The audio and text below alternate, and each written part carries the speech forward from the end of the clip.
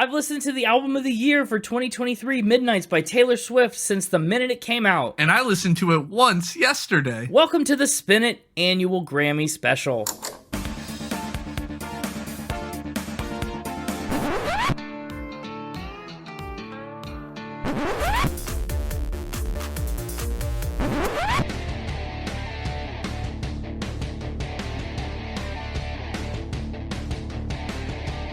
Hello, everybody, and welcome back to Spin It, the record ranking podcast for people who would rather be listening to music. I'm James, and with me is Connor. Happy Grammy Day. Say hello to all your grandmas. Yeah, hello, Grandma. Happy Grammy Day. This is your day, Grandma. It's amazing. So this is our third Grammy special. We just watched the Grammys last night. They announced the winners, and so this episode is about as soon as we could turn it around and put it out. Yep. And we knew we were pretty likely to have a repeat. I mean, 4 of the 8 finalists for Album of the Year were going to be repeats for us. It would have been so nice not to have, though. It would have been cool, but I don't know what kind of odds that ever had of happening. Realistically, I mean, Taylor Swift has been just tearing up 2023. If you want to look at like a person who's dominated the year, and I guess subsequently an album that's dominated the year, look no further. The album didn't even come out in 2023. That's a great point. It did not. But it came out. I mean, you told us on our special bonus content where we predicted every single Grammy. You talked about how the window was from September 15th to October something this year. So it did fall within that window, but barely on the very early end. Yeah. And it's funny because you were worried about Miley Cyrus's staying power in the minds of Grammy voters when Endless Summer Vacation came out so much later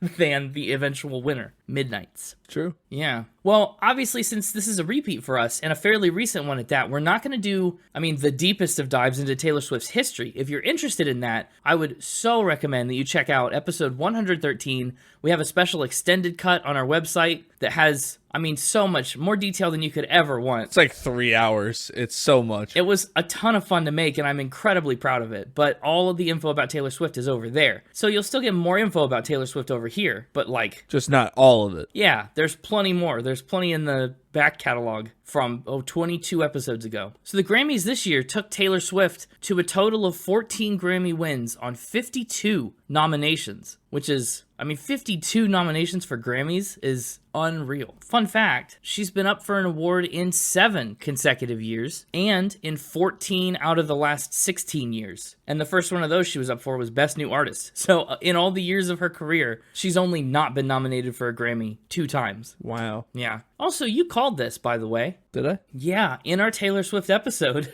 you said, we were talking about how long the episode would have been if we did Red, like the Taylor's version, right? Because it's a 2-hour and 10-minute album. We said the episode would have to have like a C-side extended edition or something, and you said we'd have to do a Taylor Swift Part 1 and a Taylor Swift Part 2, and lo and behold, well, here we are. Here we are, Taylor Swift Part 2. So first we're going to talk about our predictions. Just the other week, we put out bonus content where we predicted all 94 Grammys. Yep. And honestly, what a surprise that was. First of all, I think it made the Grammys a lot more fun. We did better than I think either of us expected. Absolutely. That's probably why it made the Grammys a lot more fun. If we had just been missing and missing and missing, we probably would have hated it. But yeah, it was fun to watch them reveal categories earlier in the day and just check off and see like, oh, I got a hit, I got a point, and compare. Yeah. We were honestly very close to each other in score. Yeah. I ended up as the winner. So those of you who guessed I would win were correct, but it was close. I ended up with 24 points. Connor ended up with 21 right behind me. 3 points. And it would have been only 1 point if I hadn't betrayed my girl. Yeah. Oh, what a regret. I had some regrets too. Big disappointments and shocks, honestly, from our Grammy predictions. One that you talked about a lot was Can You Hear the Music from Oppenheimer? Yeah. I'm annoyed that they gave it to... I get it. John Williams, it was the end of his career, the final thing he was going to do. But I couldn't tell you a single note of that theme. It wasn't that memorable. Of Helena's song from Indiana Jones? Yeah. Yeah, but he's John Williams. I know. That one felt a little political. People just voting for John Williams because they know his name. Oh, just because John Williams and he was retiring and yada yada yada. He had everything going for him. Have you listened? I know at the time when we were listening to the Grammys, you weren't really even sure what Can You Hear the Music was. Have you gone and listened to it? Yeah, I did go listen to it, and it's brilliant. And we love Ludwig around here. He's an excellent composer. composer. Yeah, and it supported the movie so well. Yeah. The other one that surprised us was God of War Ragnarok not winning any of its immersive audio album categories. Yeah. That was kind of wild. Well, that only surprised me in one of the categories that it was nominated for. The other one, I thought it was going to win it, but I wasn't surprised that the Alicia Keys thing beat it. I think I even said that during the prediction. Oh, that was the immersive audio album. The other one that we picked it for was Best Score Soundtrack for Video Games. That's the one I thought it would win. Which it lost to Star Wars Jedi Survivor. I haven't played that one, so... I haven't either, but I am just glad that Call of Duty did not pick that one up. Other disappointments, I was disappointed Noah Khan didn't get Best New Artist or whatever. Yeah, disappointed but not super surprised. I mean, Victoria Monet... I mean, she was the second most nominated or whatever, right? Right, she had a huge year. And we even talked about her in the Ariana Grande episode. It was kind of a regret for me. Like, I went with Noah Khan because I liked Noah Khan. We did an episode on him, but I guess I should have really looked at it as, like, how is the person who's the second most nominated not going to get... Best New Artist. Yeah, I really, that was kind of a silly pick. Yeah, in retrospect, hindsight's 2020, and... Hindsight's 2024 this year. Hindsight... Yeah, that's true. Well, hindsight could have earned me a couple more points in these Grammy picks. Yeah. I was disappointed. I mean, you talked about betraying Miley Cyrus for one of your picks. I picked against Boy Genius for Best Rock Song. I went for Olivia Rodrigo's Ballad of a Homeschooled Girl, and I paid dearly for it. Yeah, that shocks me. Shocks me you did too. That. I didn't even remember you doing that when we revealed them. I did it because I thought people would vote for Olivia Rodrigo. Boy, this year was not a follow-up to her 2022. That is for sure. But yeah, let's talk about, the notable winners and the losers this year. We had a lot of people take home a lot of Grammys, and we had a lot of people take home not a lot of Grammys. Arguably more of the second one. Let's start with Taylor Swift. Obviously, she had a great night. She won Album of the Year. She won Best Pop Vocal Album. And she was also nominated for Record and Song of the Year, Best Pop Duo or Group Performance for Karma, Best Pop Solo Performance for Anti-Hero. So, in total, on her 6 nominations, she got 2 Grammys this year. And she won that Album of the Year. This is her 4th Album of the Year win, meaning she's won more Albums of the Year than anyone in history. She used to be tied at 3 with Frank Sinatra, Stevie Wonder, and Paul Simon, who actually last hit the milestone in 1987. And just by the math, right, that means Taylor Swift has won more than 6% of all of the Album of the Year Grammys ever. Whoa. I know, it's a stupid number. The other 3 winners that she's had are Fearless back in 2010, 1989 back in 2016, and Folklore back in 2021. Honestly, we just missed that one on the podcast. Yeah. 1 year earlier, and we would have grabbed that one. I do think also that Anti-Hero was a notable loser. It got 3 nominations this year, and it won none of them. Yeah, dude, we both were shocked. And that was, again, probably my biggest regret of the night. The one time I didn't go with Miley Cyrus. And it was the most important. It was for Record of the Year. And I went with Anti-Hero, just figuring there's, as much as I wanted Flowers, there's no way it was going to get beat. Or that it was going to be able to beat Anti-Hero. And if I had stuck with Flowers, I would have only lost by 1 point. I mean, that's true. And you would have been able to say that you stuck to your guns. Yeah. Miley staying all the way. I think Miley had probably the most exciting night. A heck of a night. Honestly. Yeah. She took home her first 2 Grammys ever after being nominated for 6 this year. Heck yeah. The 2 that she won were Best Pop Solo Performance and, obviously, Record of the Year, which is huge, both for Flowers. It's her 3rd year up for a Grammy. She also was nominated 1 time each at the 57th and 64th Grammys. Oh, and then we go to 6. Yeah, a 6 nomination year is enormous for her. Yeah. I mean, just outstanding. And I think she had one of the most fun live performances as well at the Grammys. I really enjoyed her performance. She just had a lot of fun with it. It wasn't anything super flashy or big. Yes. She just had a lot of fun with it. No, I mean, a lot of other artists came in with set pieces and pyrotechnics and really interesting and cool stuff, fun to watch. Yep. But Miley was just so into it and excited. She kind of just got up there, sang, and danced. She bought herself flowers. Yeah. And the ad-libs that she threw in were great. Talking about how she just won her first Grammy, extra chastisement on the subject of the song. Yeah. I didn't want to leave you. But I did. I didn't want to fight, but we did. Yeah. Very sassy kind of performance. Yeah. Honestly, great. Now, Miley was our pick for Album of the Year. We did both pick Endless Summer Vacation. And I just want to say... And I knew it wasn't going to win the minute you picked it. I mean, you did say that. Never predicted right. Not yet. one of these years. But we caught some flack for that pick a little bit. And just for the record, Yeah. Taylor Swift is not infallible. Yeah. I mean, Miley did beat her twice. Heck, she's only won. 4 album of the years. Come on. I mean, she's only won 14 out of 52. Yeah. I think Miley had a really good shot, probably better than we even figured at Album of the Year originally, just to see how many she picked up. Yeah, she beat out Anti-Hero twice. Yeah. The other person we have to talk about this year is SZA. Yes. SZA came into the night as the most nominated artist. She was up for 9. Yeah. Coming into this year, she had 1 win and 15 other nominations. Of her 9 nominations this year, she did win a third of them, which, I mean, 3 Grammys is a lot. I mean, she was nominated for 9. I just expected her to be, like, the clear big winner, you know? Yeah, and then didn't.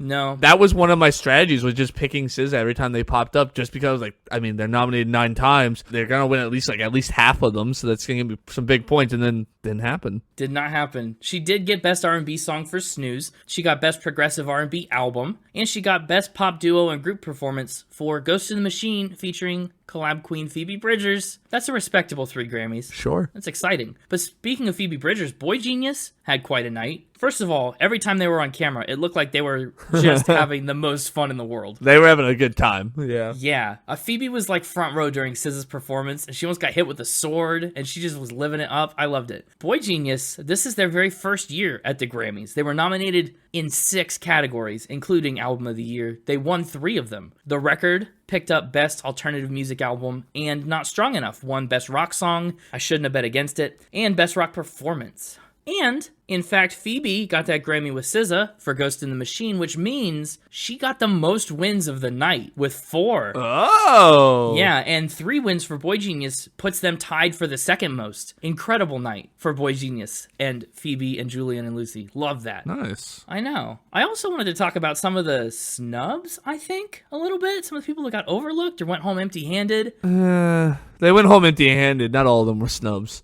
Okay, yes, yeah. John Batiste, first of all, shocked us back in 2022 with his album of the year, We Are. Loved it. I mean, that year, he kicked butt. He took home his first 5 Grammys in 2022, and I loved World Music Radio. I thought it was a ton of fun, really well-made piece of work. This year, he was nominated for 6 Grammys and just did not manage to snag a win in any category. He did do an awesome tribute performance, though. Yeah. So that was nice. Yeah, it was good. Another person that went home empty-handed, surprisingly. Obviously, I voted for her once or twice. Olivia Rodrigo. She had a 3-win year back in 2022, and this year she was nominated in 6 categories. Even performed Vampire Live. She also went home empty-handed. No, she went home bloody-handed. Yeah, she did Vampire. Very interesting choice to use the blood packet and get it all over the microphone. Yeah, it was, wasn't it? When it first, like, smattered in her hand, I didn't even realize that it was blood. I just thought, like, it was a shadow. Yeah. I missed that. But, I mean, it fits the theme of the song. We also had a bit of BBSP show up to the Grammys. Oh, we sure did. Lainey Wilson, we called it recently. Episode 132. I mean, less than a month ago, we talked about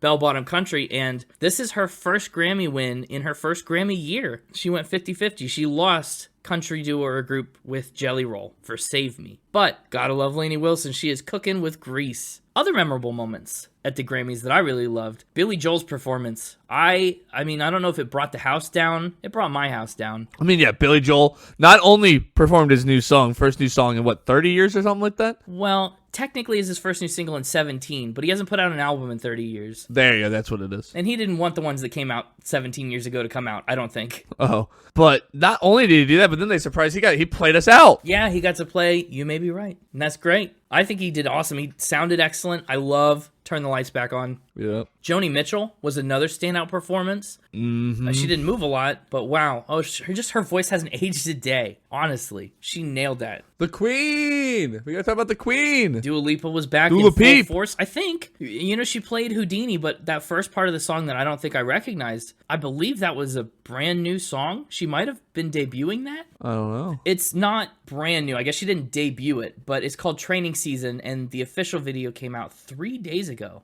Oh. As of the day after the Grammys when we're recording this. Nice. So it is newer. Yeah. I'm excited for whatever her new record's going to be. I got a bit of vindication as well. Did you? For my ridiculous Grammy Awards joke that I make every year, and in fact started this episode off with. Yeah, you did. Trevor Noah, he made the same joke, and a bunch of famous people laughed at it, which means they liked our joke. Olivia Rodrigo laughed at our joke. Yeah. It's a very original joke where you say that the Grammy Awards should go to grandmas. Nobody's ever had that thought before, I bet, but you. That's exciting. No one ever. He just also had he had tons of comedic timing. Yes. Throughout the Grammys. Like, things just kept working out perfectly. Right. As he would name people, they would walk in from being like late or mingling or whatever, and they'd suddenly show up, and he was like, whoa, I think Trevor Noah is an excellent host. He did a great job, better this year than last year, I thought. The cameraman was right on it, going to Terry Crews when he said he was going to cut the football players anytime somebody mentioned Taylor Swift to give her a break. Yeah, that was 10 out of 10. I also really loved Travis Scott. I don't think I had heard that song before, that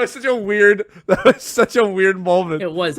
I mean, he was singing his song, and it sounded fine. He just started throwing chairs. Like, they just stacked up a bunch of folding chairs next to him, and he chucked them around the stage. Very interesting. Yep. Also, Killer Mike. Yeah, what was up with that? Did we ever get official word on what happened? Well, so Killer Mike got escorted away from the ceremony. Not the televised one, the afternoon one. Via police. In handcuffs. Yes, he was escorted away in handcuffs. Apparently, it was for some kind of misdemeanor minor thing. And yeah, I guess it's all been resolved. Oh, okay. Some kind of physical altercation that happened maybe even before the ceremony, that they just showed up like to get him. I don't know, but I think everything ended up fine. Just very interesting news to hear in the middle of the awards. Yeah. Also, U2 performing in the Sphere for the first time was really interesting. That was cool. I liked your thing where they were like, oh, the cameras have never been inside, and then it took them like half the song to go inside the Sphere. Yeah, they made a big deal about how no television cameras have ever been allowed inside, and I was like, are they gonna do it though? Like, are they gonna go inside?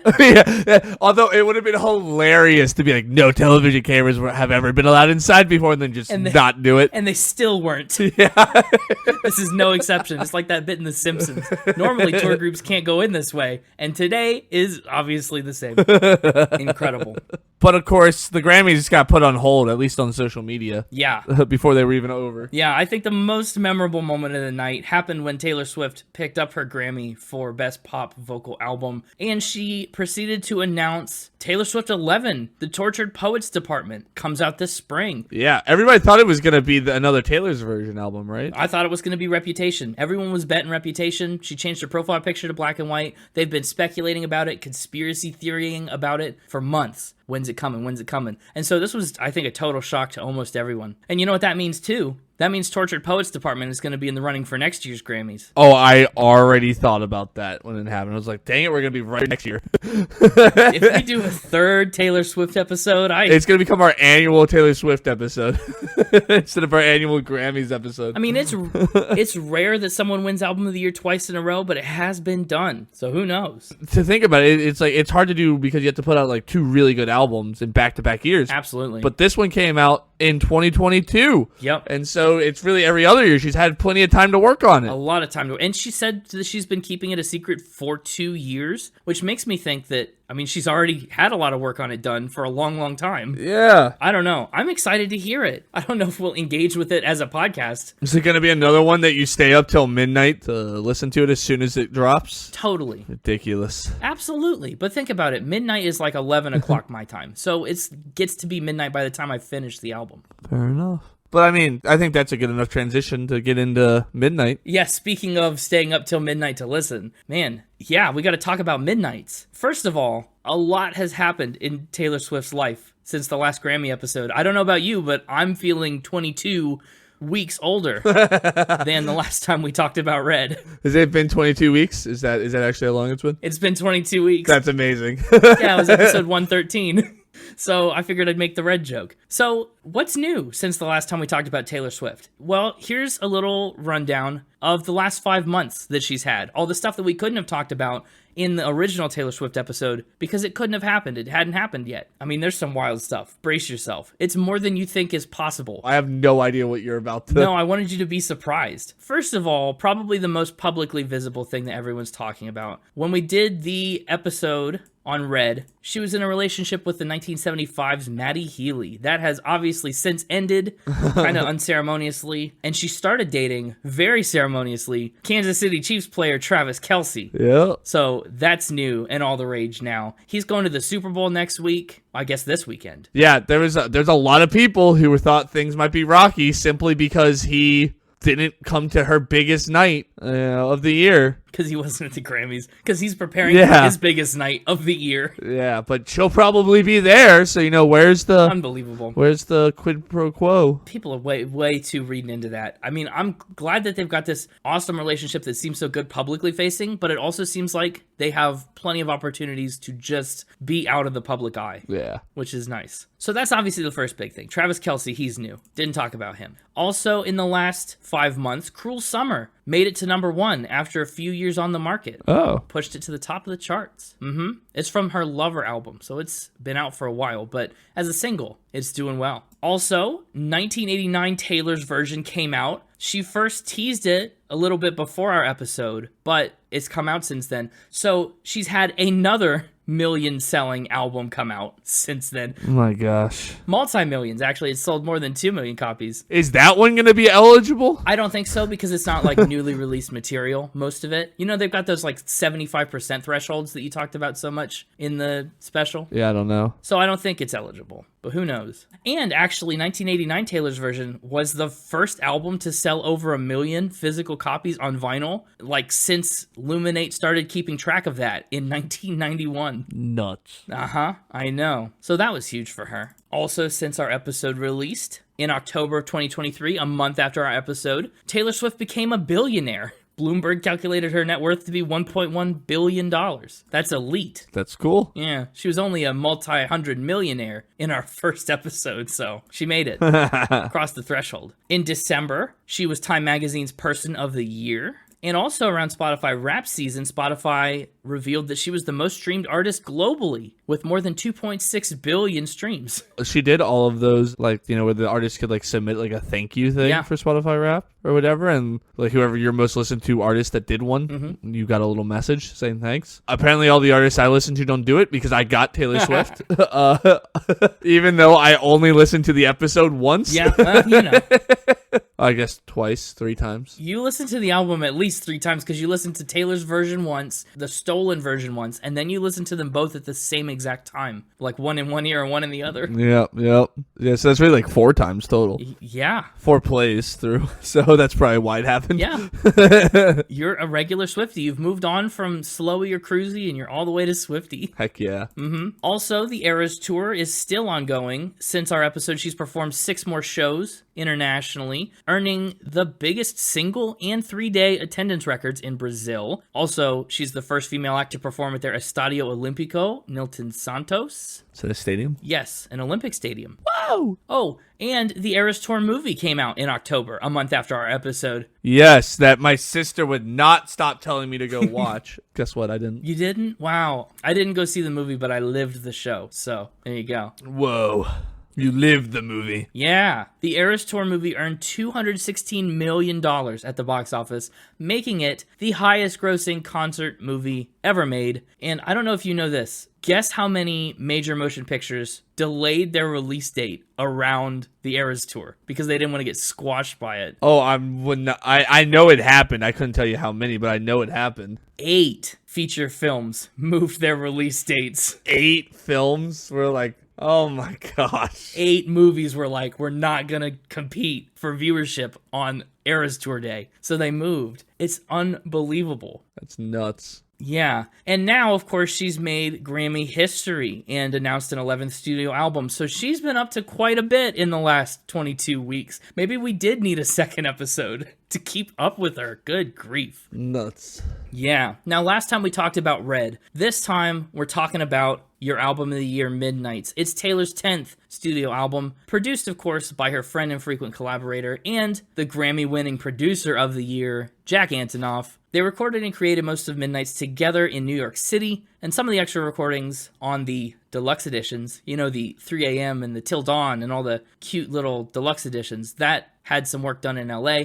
features other notable producers like Soundwave and Jahan Sweet. Taylor has a habit of announcing things during award shows. I don't know if you know, but she does this frequently. She actually announced Midnight's during the MTV Video Music Awards in 2022, and then she went on a massive social media campaign to promote Midnight's instead of doing, you know, press tours and interviews. What she did was she released track titles one by one in a TikTok series that she called Midnight's Mayhem with Me. Yes, I did know this. Yeah? Were you a part of the mayhem? No, you were, and so I heard all about it. That could be.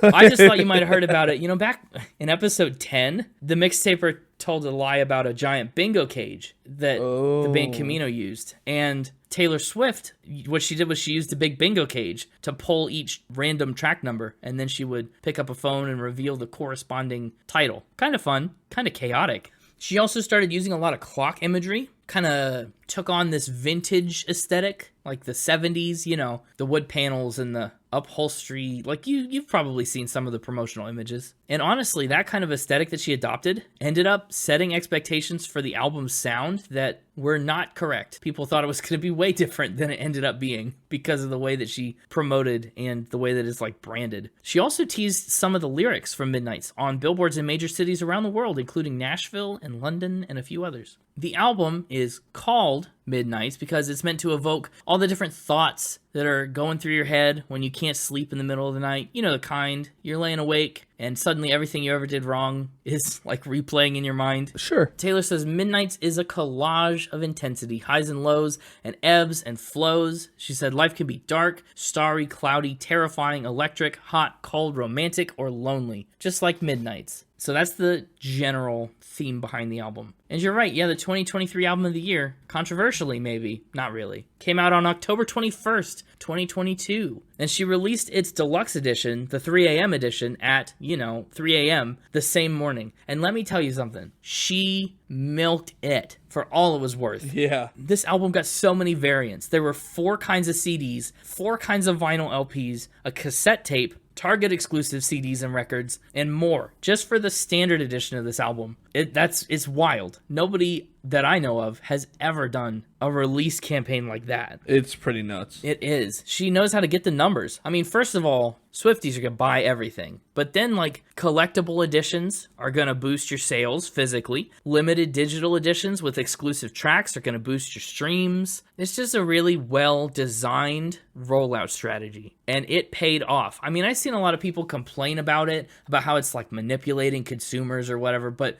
people buy it. People want it. You know what I mean? Yeah. It's not manipulating the consumer if they choose to consume it like that. But, man, it's impressive. Obviously, Midnight's was a worldwide mega hit. Anti-Hero was its lead single. In the 2-ish months that it was out, Anti-Hero skyrocketed to be the best-selling single of 2022.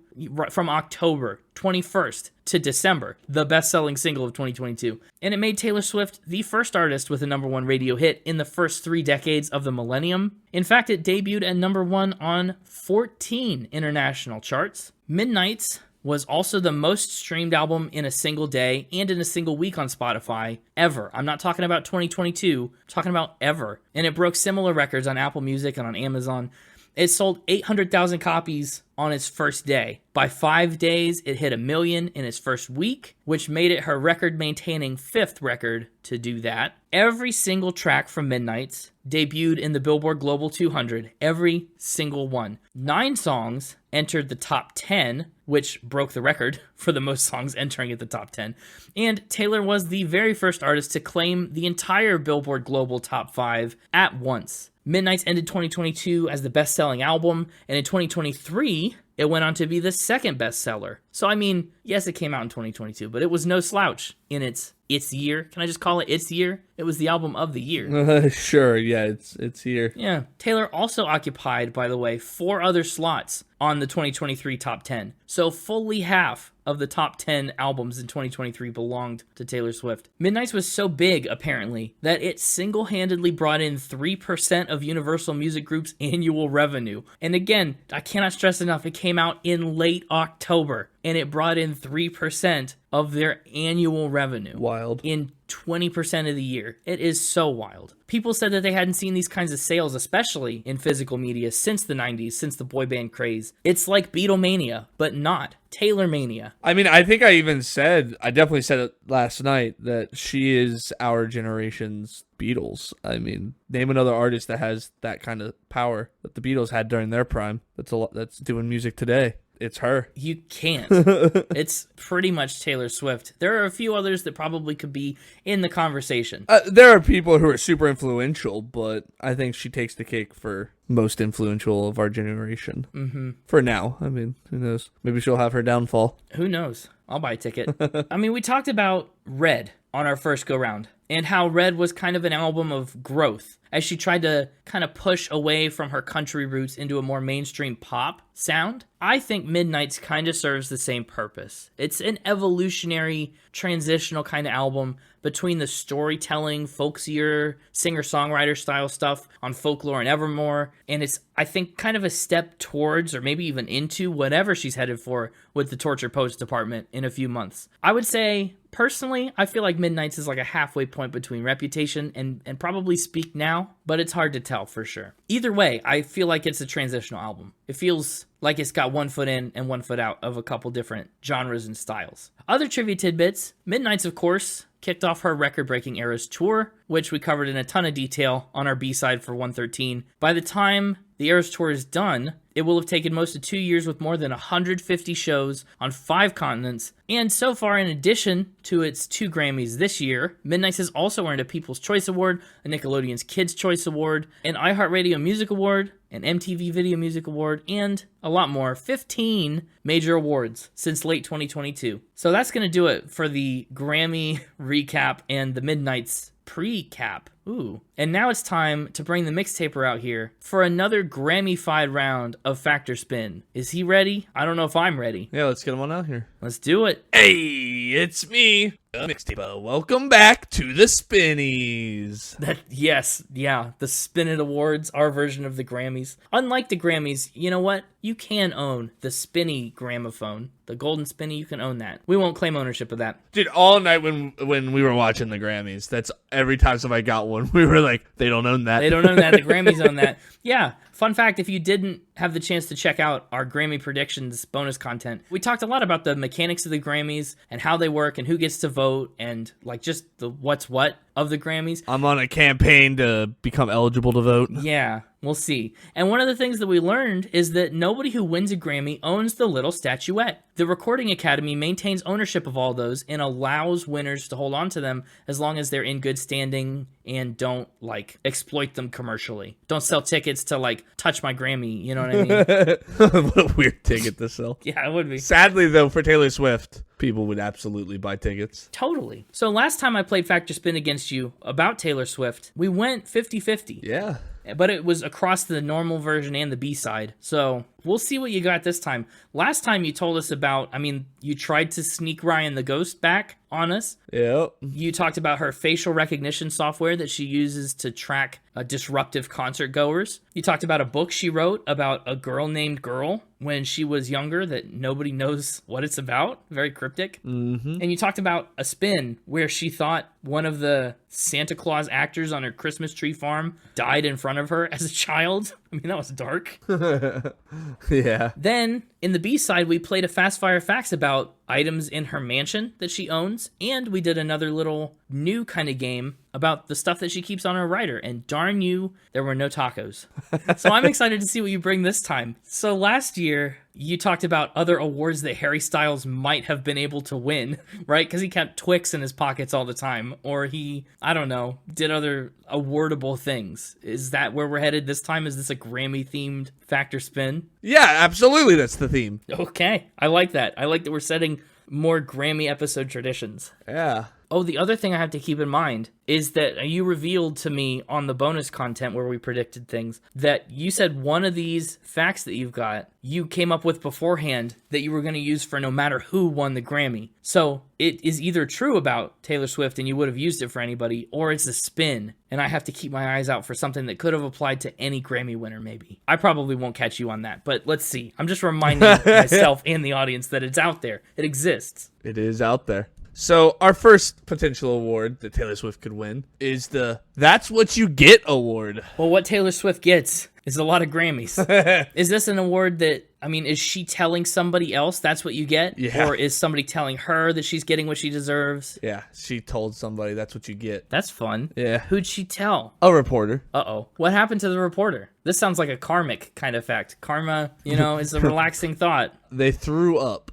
Somebody They vomited. Was she present for the vomiting? Well, yeah, she caused it. She caused a reporter to vomit? Yeah. Why? And why is that what the reporter deserved? Because they wouldn't leave her alone. Oh, someone was like hounding her and just bugging her? Mm-hmm. Paparazzi style. What does she do to make them throw up? Did something weird with her elbows. Oh, awesome. What can she do with her elbows? Is she like double jointed? She's double jointed in her elbows, and the way she tells it is the reporter wouldn't leave her alone, and so she turned around and like contorted her arms for the photo that they wanted, and apparently it was so disgusting that the reporter threw up, and she went, "That's what you get," and then walked off. Incredible. Did the picture make it out? Does that exist? It wasn't attached to this, so I have no idea. Oh. I found a list of the most iconic Taylor Swift quotes, and one of them was, That's what you get.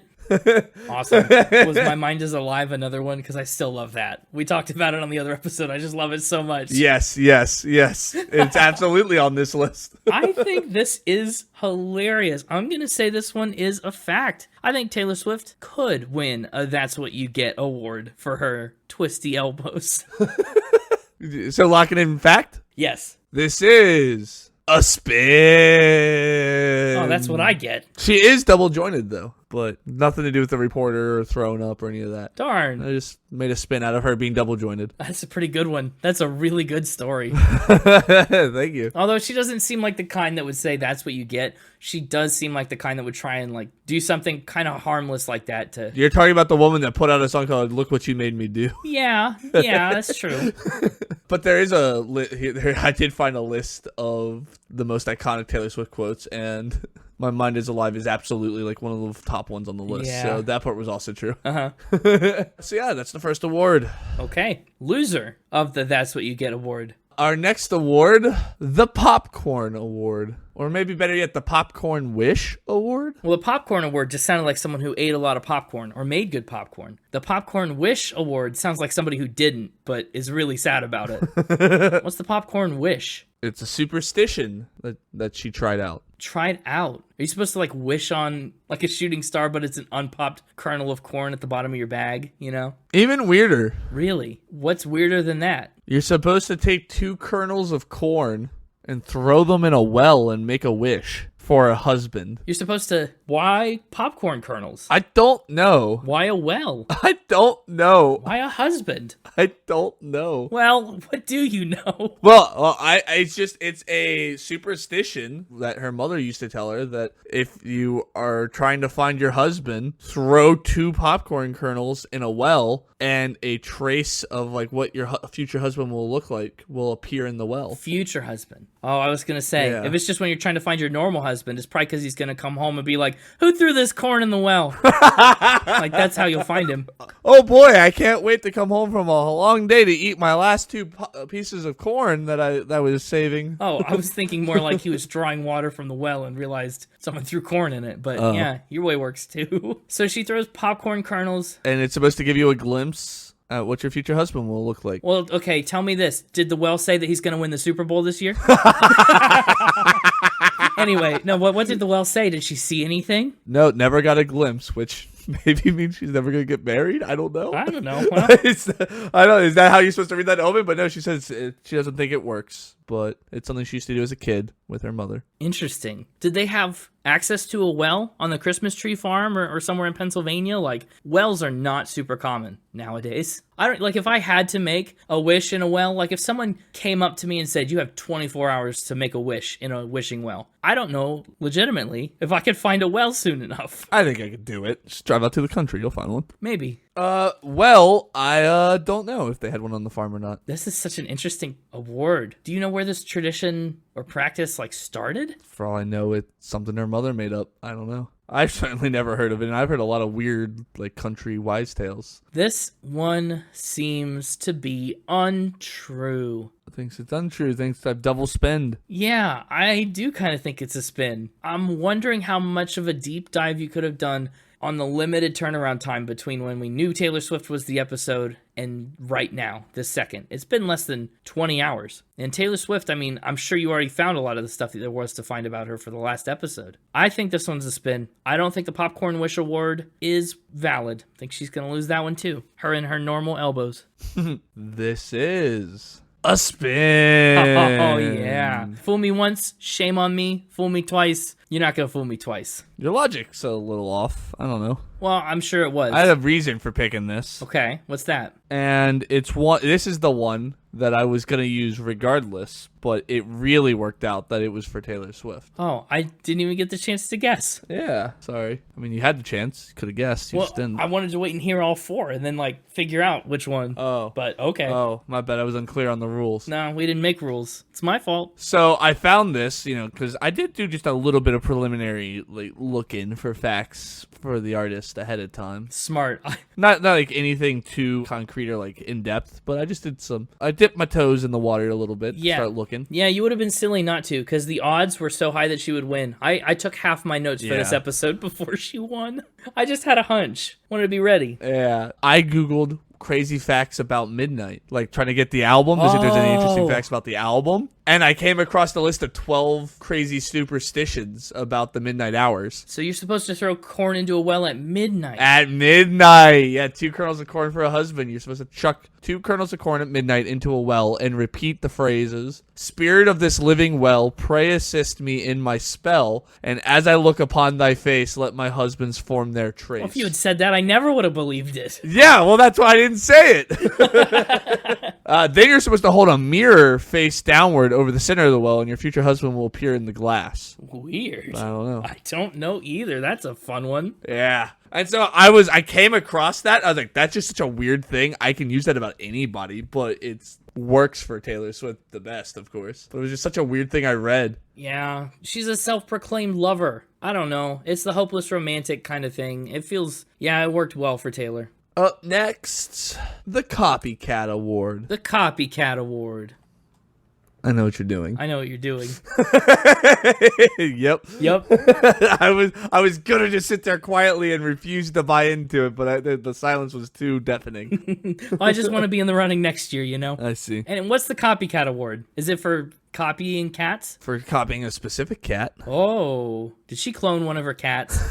Just kidding. She was in the movie Cats. Yeah, as I say, well, that's what it works out, right? She was in the movie Cats, so she's the cat people were copying. Oh, people were copying her. In what way? Like for Halloween? Like for something? Yeah, for Halloween. Oh, what's so significant about this that it's like award-winning? How many people dressed up as Cat's Taylor Swift for Halloween? Well, in the year 2020, Taylor Swift's cat costume was the #1 selling Halloween costume. No way. Well, that's what you have to decide. That's what I'm telling you. Yes.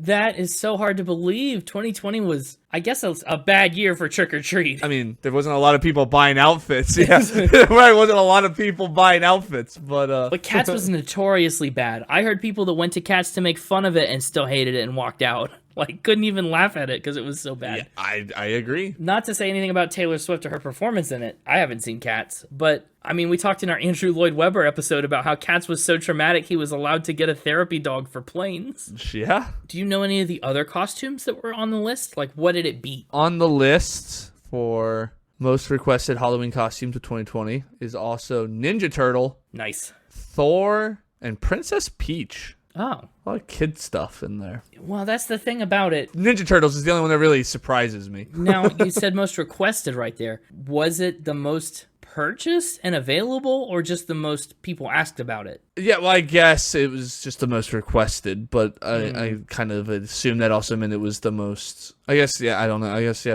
I slip of the tongue there. Most requested, not necessarily most purchased. Sure. I don't think it was a slip of it. I just was confused on what metrics we're working with here. Yeah, I don't want to misportray my facts. So yeah, I guess I'm saying it's the most requested, not the most purchased. Sure. Oh, also on the list. I don't know what this means. It's the word Fortnite. Like, is the Fortnite character a specific? Like, wait, what? Why is Fortnite? That probably is a most requested one. Some parent came in and said, "My kid wants to be Fortnite," and then they're like, "I don't know what." They did the same thing you just did. But anyway, I gotta be honest. I feel like you said most of the Halloween costumes are kid things. I can't get away from that. It's gotta be true. Think about all the people that just dress up as like the normal stuff, the Frankensteins and the vampires and the, sure. Either scary Halloween core type stuff or kid characters and like small child Halloween costumes. Mm-hmm. Taylor Swift as a cat has a lot of Halloween costume potential, but it appeals to probably a very small overlap of the Venn diagram of people that are big Taylor Swift fans and trick-or-treating as adults, or going to Halloween parties in the pandemic as adults. I don't think it was the most requested, although I bet it existed, and I'm sure some people did it. I think this is another spin. I think this is a spin. This is a spin. Hey, you. Stop it. Well, if Taylor Swift didn't win the Copycat Award, someone's got to. Now, I have a question. Yeah. If I told you that my next fact was the Copycat Award, how does that make you feel? I should have seen it coming. If it is. If you told me that, I would believe it, but... It sure is. Wow. The Copycat Award. What's this one for? People copying her. What, dressing up as her for Halloween? Yeah. That would be wicked. What if this fact was just about like people dressing up as Taylor Swift for Halloween and it was true? But after the Cats one, it would be so confusing. Anyway, how are people copying her this time? Well, everybody loves to copy Taylor Swift, her hairstyle, her clothing style. I mean, she's a copyable person. A lot of people want to be like Taylor Swift. She's a copyable person? Yeah. You just call 14-time Grammy winner Taylor Swift a copyable person? Where are my 14 Grammys? But what would you guess would be the number one thing people want to copy? The number one thing that people want to be like about Taylor Swift? Or, you talked about hair and clothes. Like the number one feature or trait that Taylor Swift has that people would want to emulate. Oh, man. Is it something like her songwriting? Honestly, closer than maybe you had any right to be, but it's still not that close. Oh, people want to copy... If it's not that close, I don't know. It's just the word writing. Oh. Got close. Oh, do they want to copy her writing? Close. Oh, warmer or colder? Warmer. Okay. They want to copy her right. Just gonna keep shortening the words. Farther away. Oh, no. Handwriting? Closer. Foot writing. Ew. They want to hold a pen. Like Taylor Swift holds a pen? Yeah. I have to tell you, obviously, Anti-Hero was just up for a lot of Grammys. I have recently been re-exposed to the Anti-Hero music video, and I noticed how flipping unusually she holds a pen. Yeah, she holds it weird, doesn't she? Does that make you believe or not believe it more that it was so noticeable in that video? Just out of curiosity. Honestly, it's kind of helping your case. Okay, because sometimes when it's something obvious like that, you're like, oh, that'd be an easy thing to make a spin about. So I just was curious which way you were leaning this time. I'm leaning towards that helps you. Okay. Because I actually recently got served a post on social media somewhere from some account that I don't follow, but it was about how her handwriting is very similar to someone else's. The way that she holds a pen. They're like, it's the same as, I don't remember who. I don't even have the slightest guess at who it was. But I saw it, and I made note of it, and it's weird that it's coming back up. Why do people want to hold a pen like that? I hold pencils and pens also very incorrectly. So I'm right there with you, I guess, but it seems weird. And well, first off, for people who don't know, I think it's good to clarify. She holds it between her index and middle finger. Right, yeah, but then has the rest of her hand normal behind it? And apparently it's more comfortable. Is it? And you can write faster. Debatable, I guess. I could see that. And apparently it's more ergonomic. Yeah, to think about it, when I hold a pen, I pinch it between my thumb and my first two fingers, my index and my middle. And when I write, a lot of the writing is in my joints of my fingertips. But when I would hold a pen, I think between the middle and the index fingers, that stops being an option, I think. And a lot of the writing I would be doing comes from the wrist, at least just based on how I feel it sitting here at my desk right now for the first time. I guess I could see that being true. So if people want to copy her and do that, like, why don't they? It's the easiest thing about her to copy. I mean, they do. Oh, okay. Well, good. Great. There are like, I don't want to call it classes, but there's like a thing where you can watch a tutorial on how to do it and then download like templates to like trace words that like are like her things that people have uploaded, like she's written, so you can like practice writing in her style. Oh my gosh. Holding the pen the way she holds it. That's so intense. Yeah. So yeah, you can buy a Taylor Swift writing kit and learn to be just like Taylor Swift. That's so wild. At least in the hand. And you could have hands just like Taylor Swift's. I actually believed this one. You know what? I can't believe that the pen thing was so recently so relevant in my brain. And maybe that should make the alarm bells go off a little more, but it's not. It's not.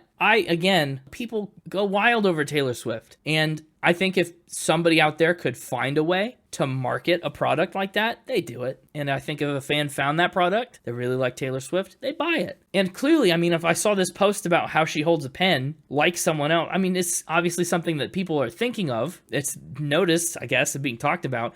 I'm just going to say it's a fact. I think this is a true fact. People like the way that she holds pens. This is a spin. Oh, you copycatted the last copycat fact. It's not true. I know. She does hold it weird, and there are people who have tweeted about being like, oh, I wish I could write like that, and yada, yada, yada, but there's not like this big phrase to like copy. And it's a spin. Everything I just said was true. Come on. Well, hang on. It's based on there's no like class or like templates you can buy to do it. Like it's not this You're big lucky crazy. you said that. There's a couple of Twitter posts I found that were like, oh, I wish I could write like Taylor Swift, and so I kind of came up with it off of this. Okay. It's this whole thing here that I found. It's like Swifties admit the most unserious things they've done as Taylor Swift fans. And so like one of them was, oh, tried to learn to write like her, and that's where I got that one from. And then one was adopted a cat because it had the same fur pattern as Taylor's cat. That's a bit much. They turned their chicken coop into the subway wall and got an internship that led to a full-time position because they put Taylor Swift under the interest portions of their resume. Wow. I don't know if we talked about in the last episode, but yeah, definitely like actual journalistic like periodicals have hired people to be full-time Taylor Swift correspondents. Yeah. Also, somebody bought a car because both times that they test drove it, a song came on the radio that was one of her songs. And so they were like, it must be a sign to buy this car. If it was our song about riding shotgun with your hair undone in the front seat of its car, I get it. A lot of interesting things people have done, but I thought the handwriting one was funny. So it is. But you see what I've done here. I don't know if you've noticed. Taylor Swift didn't win any awards on this episode of Spin It. No, she didn't. You're right. She's been snubbed from the Spinnies this episode. No. She lost all of her Factor Spin awards.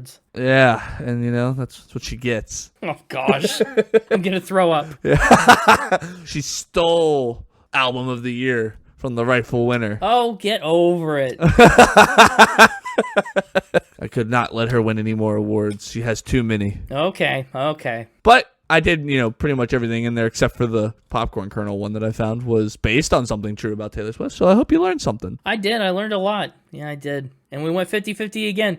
We can't escape Taylor Swift, and we can't escape 50-50s. Yeah. This is our first repeat. And I don't really think it counts, because it was kind of forced upon us by the Grammy tradition, which probably should take precedence. Yeah. But anyway, Mixtaper, thanks for, as always, another great round of Factor Spin. We'll see you next week, and we'll see you next Grammys. Go buy yourself flowers. Go hold your own hand. Go talk to yourself for hours. I have the gopher for that. He says things you don't understand. Yeah! All right, welcome back, Connor. That was fun. Another round of Taylor Swift Factor Spin. We got 10 Taylor Swift facts on the podcast so far through Factor Spin. It's nuts. It is a lot. So let's talk about the album cover of Midnight's. Once again, going with that vintage aesthetic. People have very accurately, I think, compared the cover of Midnight's to covers on a lot of 70s vinyl records that we talk about, honestly, kind of frequently on this podcast. Right down to the tracks on the left-hand side. It's minimalist. Yep. It's almost strikingly different from the rest of her discography and a lot of modern pop music. It's her face, it's an album title, and it's a track list. It's quite literally designed to get you to pick up the record, which is why it sells millions of copies of physical records. Yeah. Also, We talked about how she's got all these alternate versions of the record. The 4 different covers for the primary editions of the album all have numbers on the back. And when you put them together in a square, they turn into a clock face. So that's why everybody bought all 4 of the variants, because they wanted to, double, triple, and quadruple dip to get them into the clock. Display them that way. Yeah. Huh. Oh, that's cool. It is cool. Well, the time has come. Let's talk about this album of the year. First of all, I want to ask. I don't know. I'm in a bit of a haze. Lavender Haze? Yeah. Yeah. Well, first of all, I want to ask, since Red, have you become more of a Swiftie? I mean, you said you got her end of the year message on your Spotify. You always talk about your scores being based on how often you'll come back and re-listen to something, right?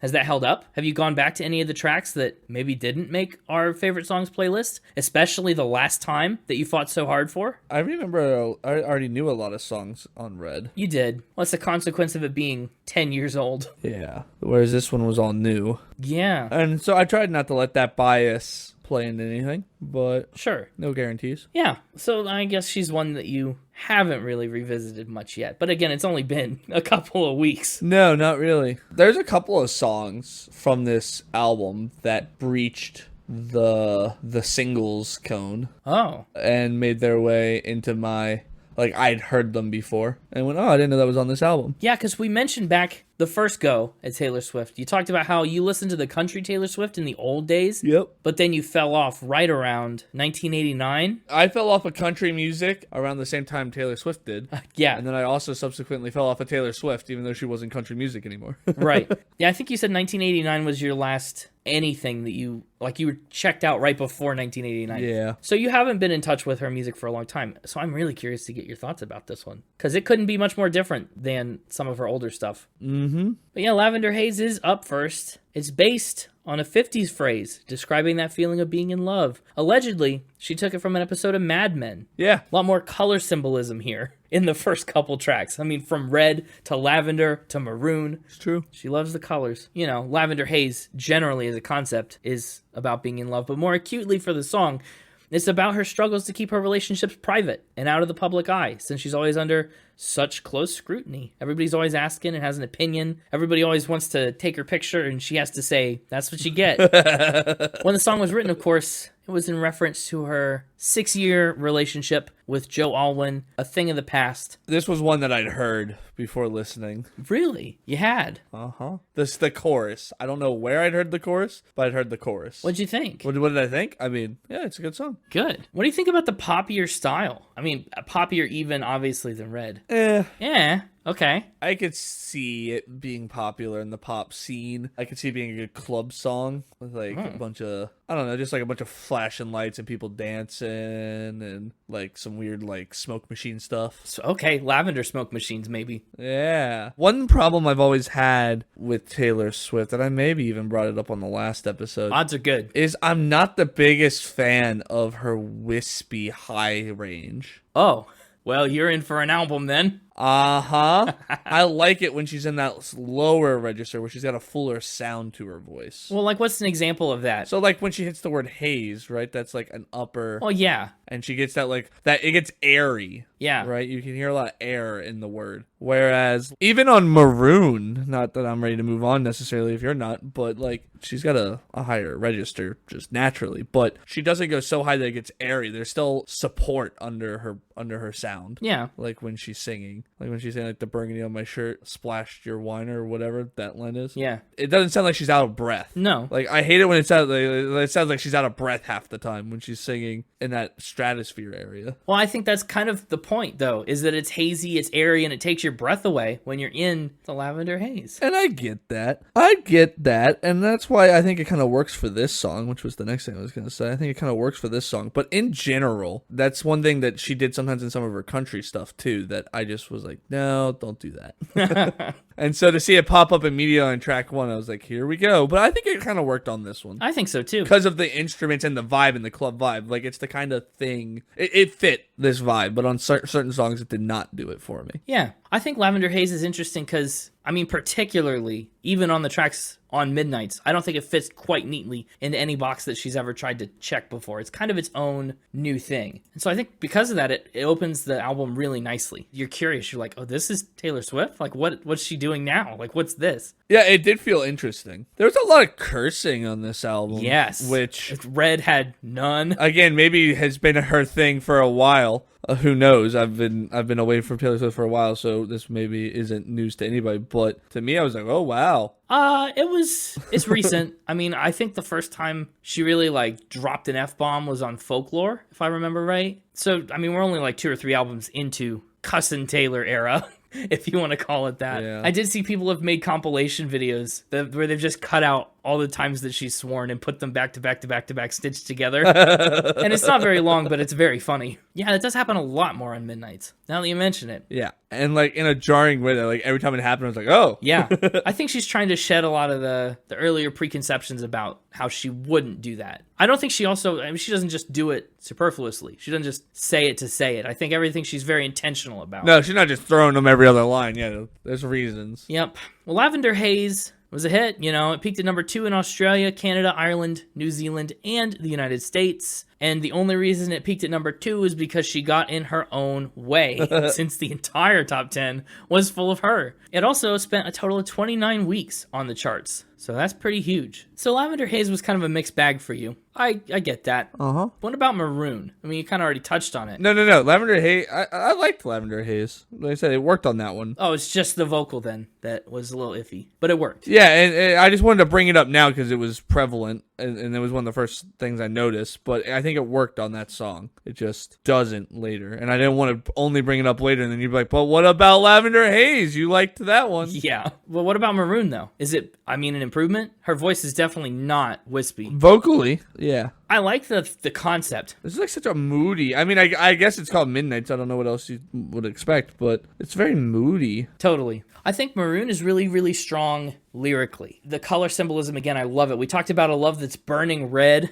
you know, loving him as red and missing him as blue, and like we've dabbled in that. But this time, you know, it's not about a burning love. It's about this haunting memory that's lingering after a relationship has ended, and it's a lot more faded and like deep. And I just like the change to Maroon, which is honestly apt from episode to episode for us. So I love it lyrically and thematically. It's a ballad. You know me, I'm a big fan of ballads. Yeah, I do. I do know that. The chorus is good, but I didn't care for the verses as much. Yeah, I think Maroon, forgive me, Swifties, I think Maroon's a little boring melodically. Yeah, I think the chorus is really good, but yeah, well, it's got some cool rhythms. The verse does nothing to like keep you interested between choruses. No, the chorus is okay because we get some different notes and we get a little bit of like pause in her phrases. It's neat. It's broken up. Yep, and it picks up a little bit speed-wise for the choruses. Yeah, but the verses just drone on that one note so much, and I can't often fault Jack Antonoff's production, but here, there's just this droning kind of buzz. There is, yep. And I guess it serves a purpose thematically, like this person's memory is still on your mind, just a constant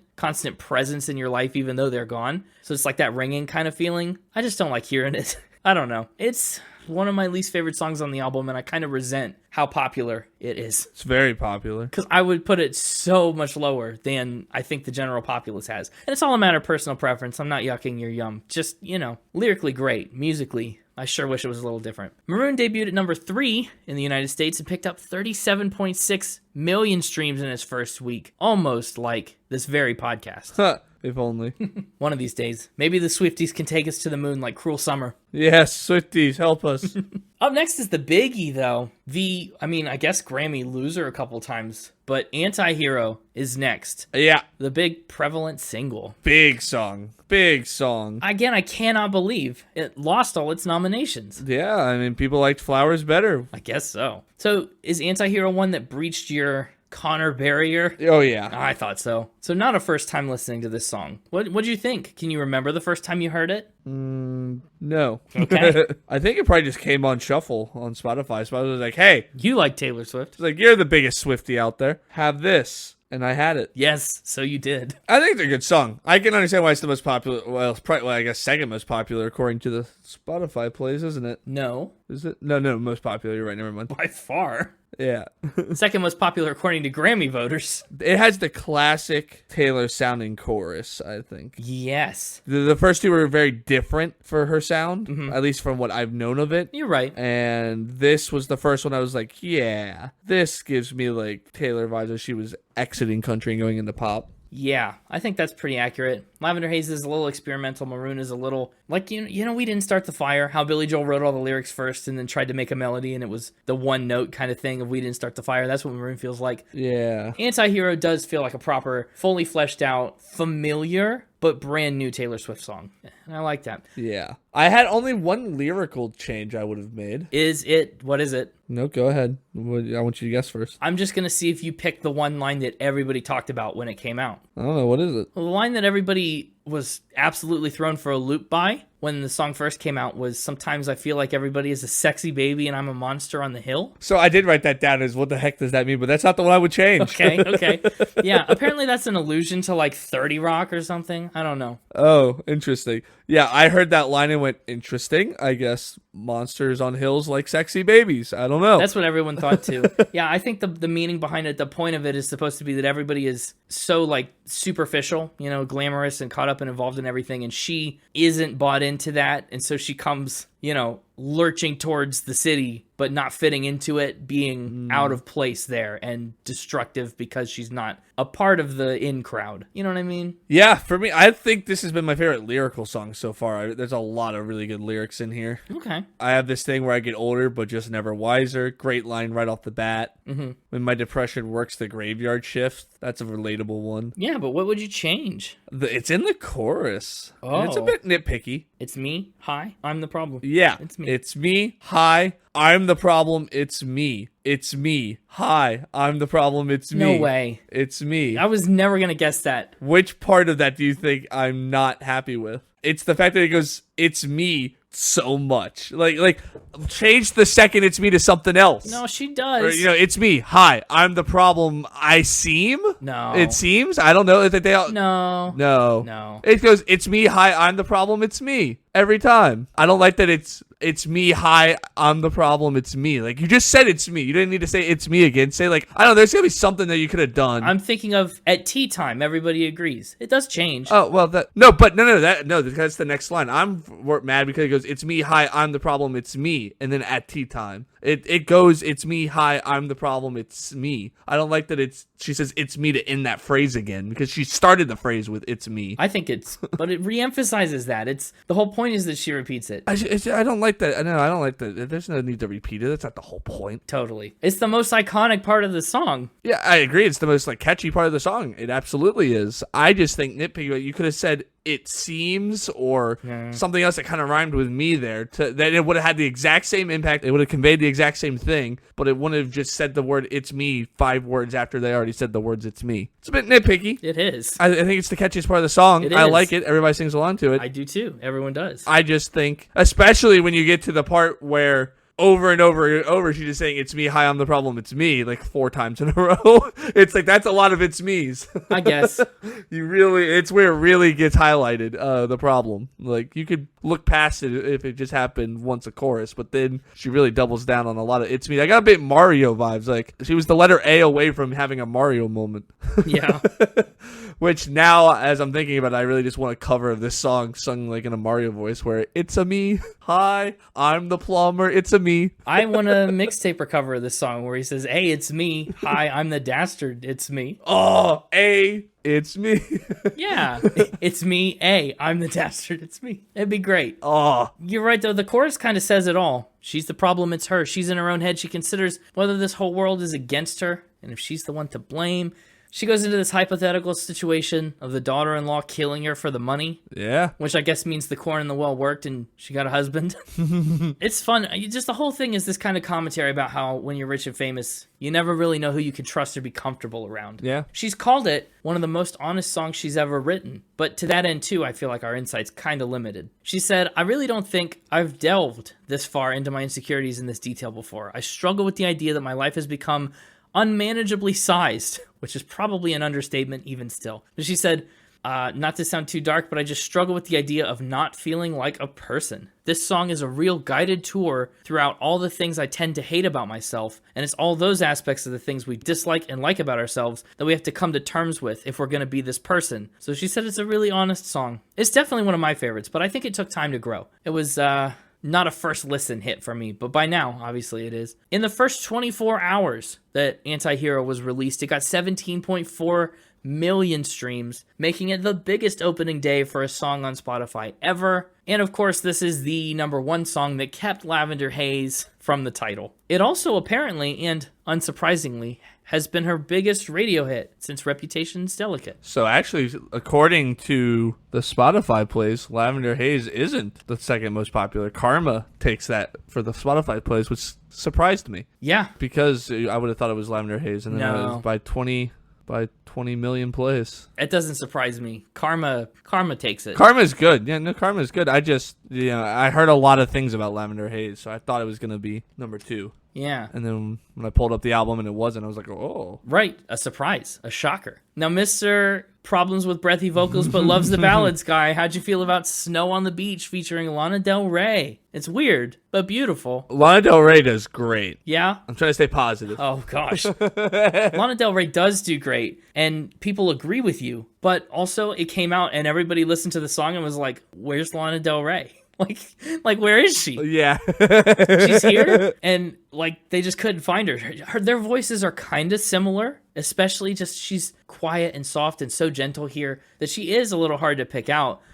So on later editions of this album that you actually went and listened to, and we'll talk about a little bit at the end, Taylor went back and redid Snow on the Beach, featuring more Lana Del Rey, which is hilarious, and it's also very good. Which version did you like better, if you could spoil it now? Did you like Lana Del Rey or more Lana Del Rey better? Oh, obviously more Lana Del Rey. Of course. Can't go wrong. Snow on the Beach. This is an example of one that didn't do it for me with the wispies. Or the, Oh. I didn't care for that either. That is a choice. That is a bit of a choice. I think the gentleness of it, the wispiness of it, is like Snow on a Beach. I like the song. I get the lyrics are good. Taylor's very good at writing lyrics. It's true. Great songwriter from that regard. The stylistic choices she makes for certain things just aren't my cup of tea, unfortunately.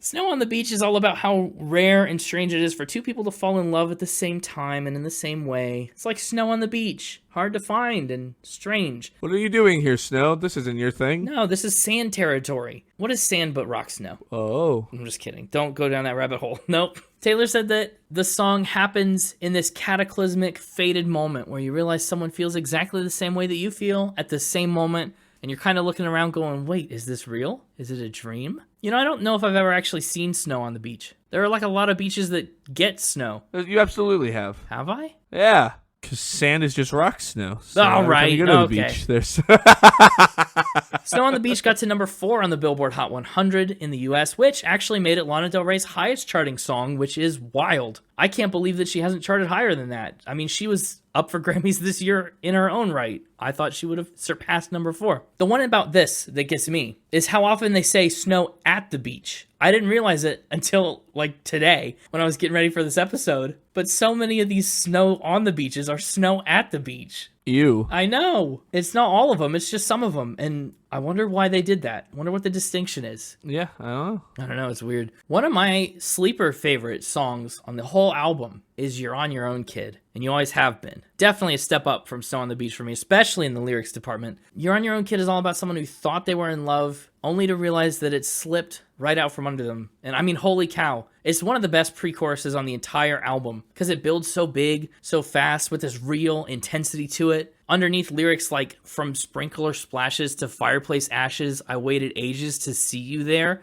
It's exceptional. You're on Your Own, Kid. Just awesome. Maybe a playlist pick, but who's to say? I mean, you are. I am to say, that's true, but we'll get there. I'm not to say yet, because I don't even know for sure yet. Oh, he doesn't know. Yeah. You're on Your Own, Kid ended up at number 8 on the Hot 100, which feels grossly unfair, because again, there are so many more than 8 tracks that I would put this higher than 8 on the album. Sure. What'd you think? Did you like it too, or am I on my own, Kid? Again, this was a more what I expected from Taylor Swift. Yeah, very much so. This one could have been on Red. Yeah. Shoot, we even talked about on Red, one of the songs that had a giant bridge like that too. I just like the way it's kind of minimally produced until you get to the build. Yeah, I liked it. It didn't try to be more than it needed to be. No, it didn't. I get a feeling that you're about to say something exactly the opposite of that when we get to Midnight Rain. What makes you think that? Well, first of all, Midnight Rain is a jarring start. And you're not known to be one that loves messing around with vocals. I love a good jar. Okay. Where I keep the best pickled eggs. All right.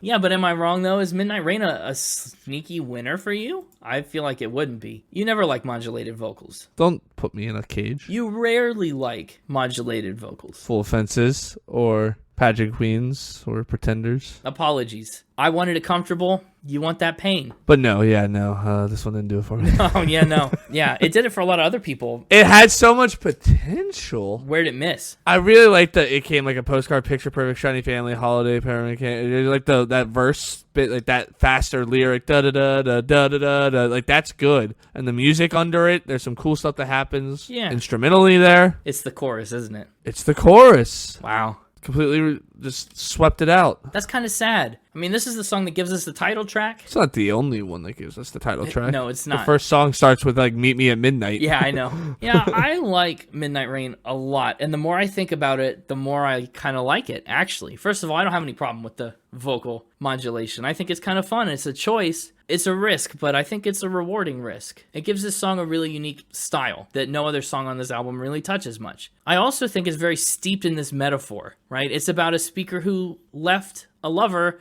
to pursue her career. He wanted a bride. I was making my own name, chasing that fame. And I love this kind of duality that we get presented with. He was sunshine. I was midnight rain. We're totally, fundamentally opposite and incompatible. But we're both good in our own way, right? Rain means no sun. Midnight means no sun. Put them together, you're just as far from the sun as you can get. And I really love that that's the way she chooses to kind of double up on sunless times and like really hammer home the metaphor. It's cool. And even if you didn't like it, at least you don't have to listen to it long. It's the second shortest track on the album, I think. True. The vocal modulation on Midnight Rain, I think kind of preps us for it in a smaller quantity at the beginning of Question. Sure. In moderation, like Question, I can tolerate it in moderation. Yeah, well, it's a self-sample at the beginning, actually, when she says, I remember. That's interpolated from Out of the Woods from 1989. It's a nice little reference, nice little callback. And I think they modulate it just to hammer home kind of that element of it being from the past. I like Question. I like the kind of pulse that it's got. I like that it's kind of low-key but speedy. This whole album, for the most part, has had interesting pulses. Yeah, it has. I don't know why, and I think it's maybe just because the first song was called Lavender Haze. But this whole album has felt like a weird, slow-moving mosh pit. Oh, interesting. This is going to be so weird, but it's like a whole weird mosh pit of like mellowed out people just kind of swaying and bobbing their heads in like a hazy, like rave underground somewhere. Sure, I guess. I think what that is, I think what she's going for and what you're getting at, kind of in a tangential sense, is like, it's that feeling when you've just been awake for too long, right? You're kind of tired and you're just out of your brain is going on all these things, and there's this fog, this brain fog that's happening. And I think... Yeah, and I think that happens at like, right, like eventually at the point where, you spent the last 4 hours just jumping up and down, doing drugs, having the party of your life. Okay. And then all of a sudden you just gotta like, your brain just shuts off and you're just kind of swaying to the music. And that's the mental image. Sure. I think Lavender Haze probably is less of a cause of why you feel that way and more of the reason that she put Lavender Haze there and made it the way that it is because the rest of the album is like this. Yeah. I don't know. It's probably, cause and effect. Who knows? But I really do like Question. As a single, it entered the charts at number 7. It earned 31 million streams in 1 week. Absurd. All these songs have done absurd numbers, is what I'm kind of getting at. And this song really does ask all the questions. Talking to a love where something went wrong. Could we have saved it? How could we have saved it? What went wrong? Do you like her? Did you ever have someone kiss you in a crowded room and every single one of your friends was making fun of you, but 15 seconds later they were clapping too? Really simple, just basic questions you'd ask any ex. I think it's a fun song. I mean, not fun in a subject sense, but fun to listen to? Absolutely. It's one that I could come back to anytime. Throw it on shuffle on any of my playlists, and I would not mind. If you want to talk about a song I think that's a holdover from the Reputation era is Vigilante, which is what is called on like censored clean versions of the album. They dropped the poop word. Yeah. What'd you think? Is this, obviously, you're someone who didn't experience the Reputation era when it happened, right? You bowed out before it. Nope. And so maybe you got some taste of it through like, Look What You Made Me Do or whatever. How'd this one land for you in the middle of this album that's been very unlike Vigilante? It just, this one felt abrupt. It does. It felt out of place. Kind of. I kind of agree with that, yeah. I'll be honest. This could just be, it's not my style music. But like all of these songs have been okay. There hasn't necessarily been like a bad song, you know? Yeah. But other than ones like Anti-Hero, and like we'll get to maybe one or two more as we get in here, there's not been a lot of like standout. Like for Taylor Swift, right? When I'm naming like iconic Taylor Swift songs, even ones that like were after my time, but I know them because they're that iconic. Yeah. There's not a lot on this album that's anywhere near those. No, I mean, look what we went through on Red, right? Just run down the track list. This is pretty mediocre for Taylor Swift. I don't want to overplay my hand too much for Final Spin, but I even said it on the last Taylor Swift episode. I think Midnights is a little bit of like a middle-of-the-road Taylor Swift album. I don't think it's her worst by any stretch, but I don't think it's her best. And that's part of why I'm a little disappointed it won. Well, again, though, a bad Taylor Swift album is better than a lot of other people's good albums. No, and I agree. I think there was a lot of good albums nominated that, I mean, I haven't listened to necessarily those albums, but I have a suspicion that as we do other albums that were nominated this year, like we did this past year, you know, we hit some of the other ones naturally. And we will, yeah. I have a suspicion I'm going to end up liking and scoring them higher than I'm going to score this. Interesting. We'll have to see how that plays out. You're probably right. That didn't really happen with the previous when usually a lot of the times I typically tend to agree with the choice, but I think this is going to be the time I didn't. I don't agree. And it's not just because I wanted like Miley Cyrus to win or whatever, you know, I'm a big Miley Cyrus fan. But like I feel like I'm going to like we're not going to go back to John Batiste necessarily, but I wish. Like SZA. I have a feeling when we get to SZA, I'm going to like that one more than I like this one. And like that's closer to rap. Yes. You know? Yeah. Typically my least ranked genre. You know, there's other ones that I think I'm going to like more than this. And I think Taylor Swift said it in her acceptance speech that a lot of the reason that she won this was because of the passion of the fandom. Yeah. You know, which implies it's not necessarily because of the album. Well, I guess it implies that, but not necessarily, but I'm just saying. I think if you release this exact same album under anybody else's name, it does not perform anywhere near as well. Maybe not. Part of that could just be because Taylor Swift performs it so well. I mean, Taylor Swift performs these songs very well. Don't get me wrong. But you know, you find me somebody who could perform these adequately enough compared to Taylor's version, and I don't think it performs nearly as well. Like if Miley releases this album, she loses the Grammy again. Yeah, give me somebody comparable to Taylor Swift and have them keep the instruments, just have them record the lyrics and the vocals and replace Taylor's vocals and then release it under their name, and I don't even think it gets nominated. I'll be honest. You might be right. Who knows? That's just my opinion. Wow. Yeah, who's to say? It's a fun thought experiment. We'll see how it all shakes down. But yeah, Vigilante, it's fine. It is a little bit of a reputation era holdover. It's the only song on Midnights Taylor wrote completely by herself. And on its debut, it earned the 7th most streams from Midnights with 11.8 million. Feels criminal. Feels wrong. It's also been certified platinum in Australia, gold in Canada, silver in the UK. Nothing stateside yet, but I'm sure that could happen. To me, Vigilante reminds me a lot of No Body, No Crime, a song that you probably don't know, but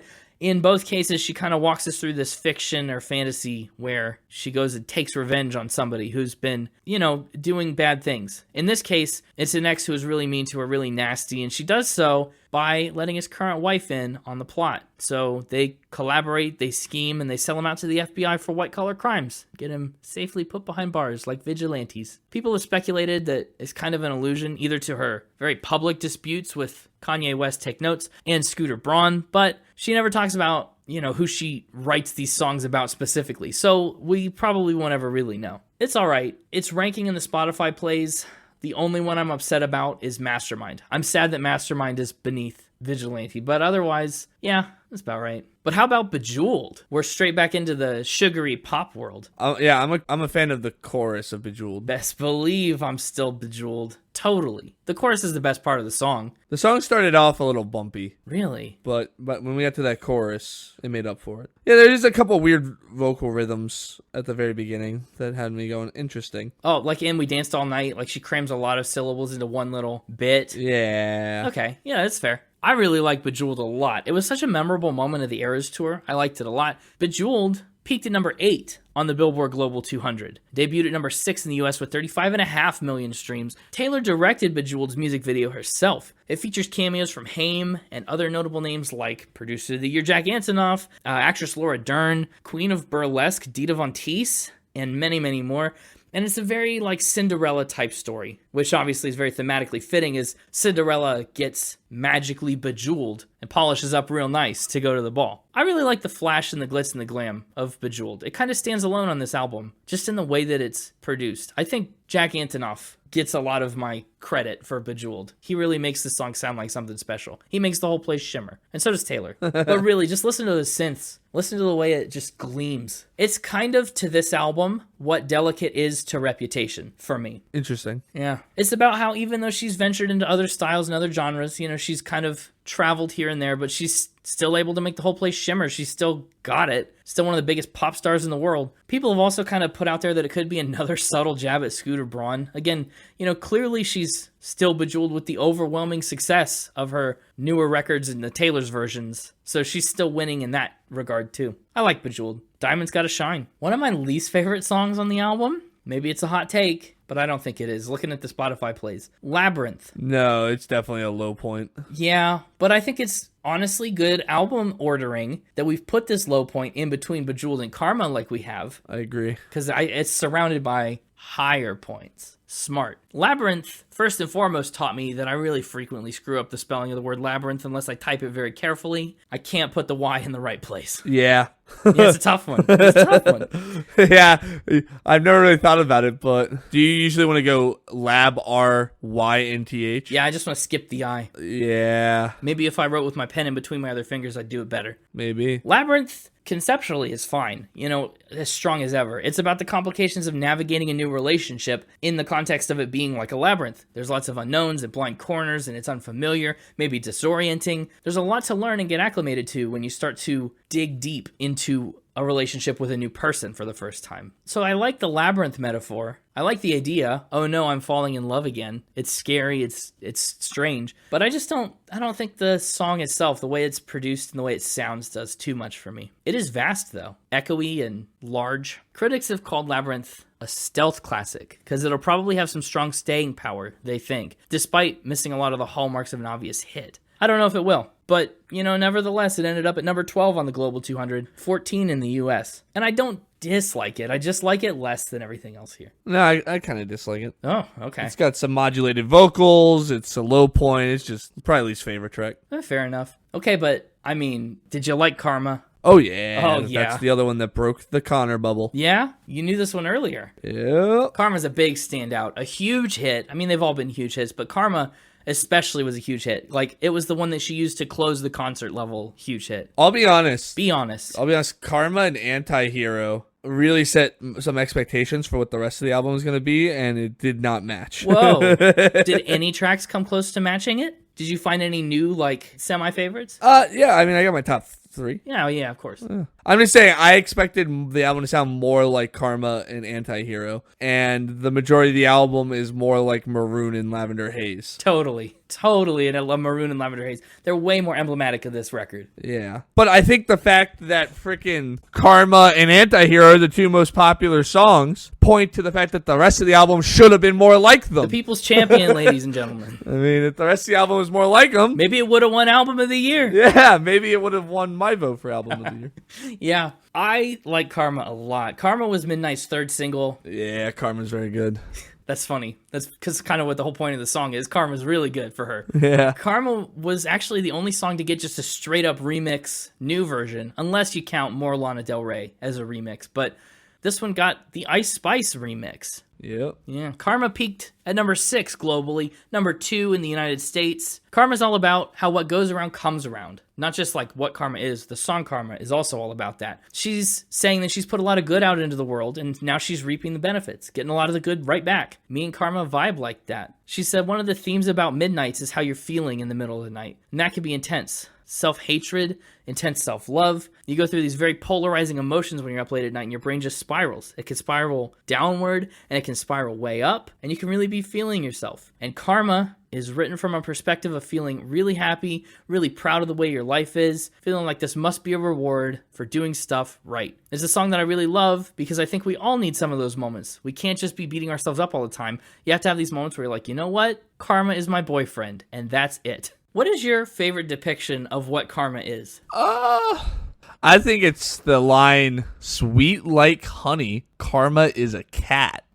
Yeah. I don't know if I've ever heard a cat described as sweet like honey. No, cats are usually not super sweet. But this one is, it's purring in her lap because it loves her. Yeah, so I guess that's sweet like honey. I like flexing like an acrobat. Yeah. Karma's really showing off, you know? Karma's doing flips. That's cool. It's true. Karma's on your scent like a bounty hunter is a funny line, too. Dude, it's chasing you down. What do you feel about this line? Spider Boy, King of Thieves, weave your little webs of opacity. How do you feel about opacity? Really, I love opacity, and it's fine. I like it. You don't see opacity a lot as a word. Actually, all I see is opacity. Everything that's not opaque, I can see right through. Whoa.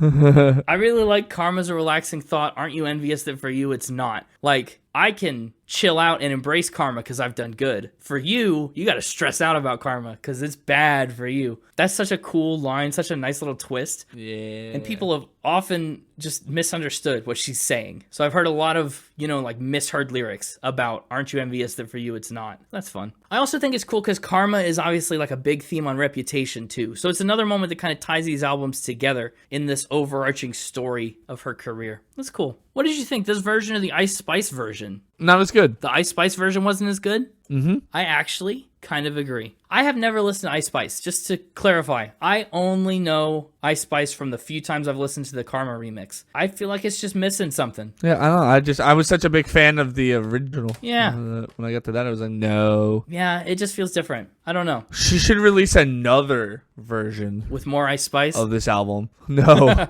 with more Lana Del Rey on every single track. That'd be awesome.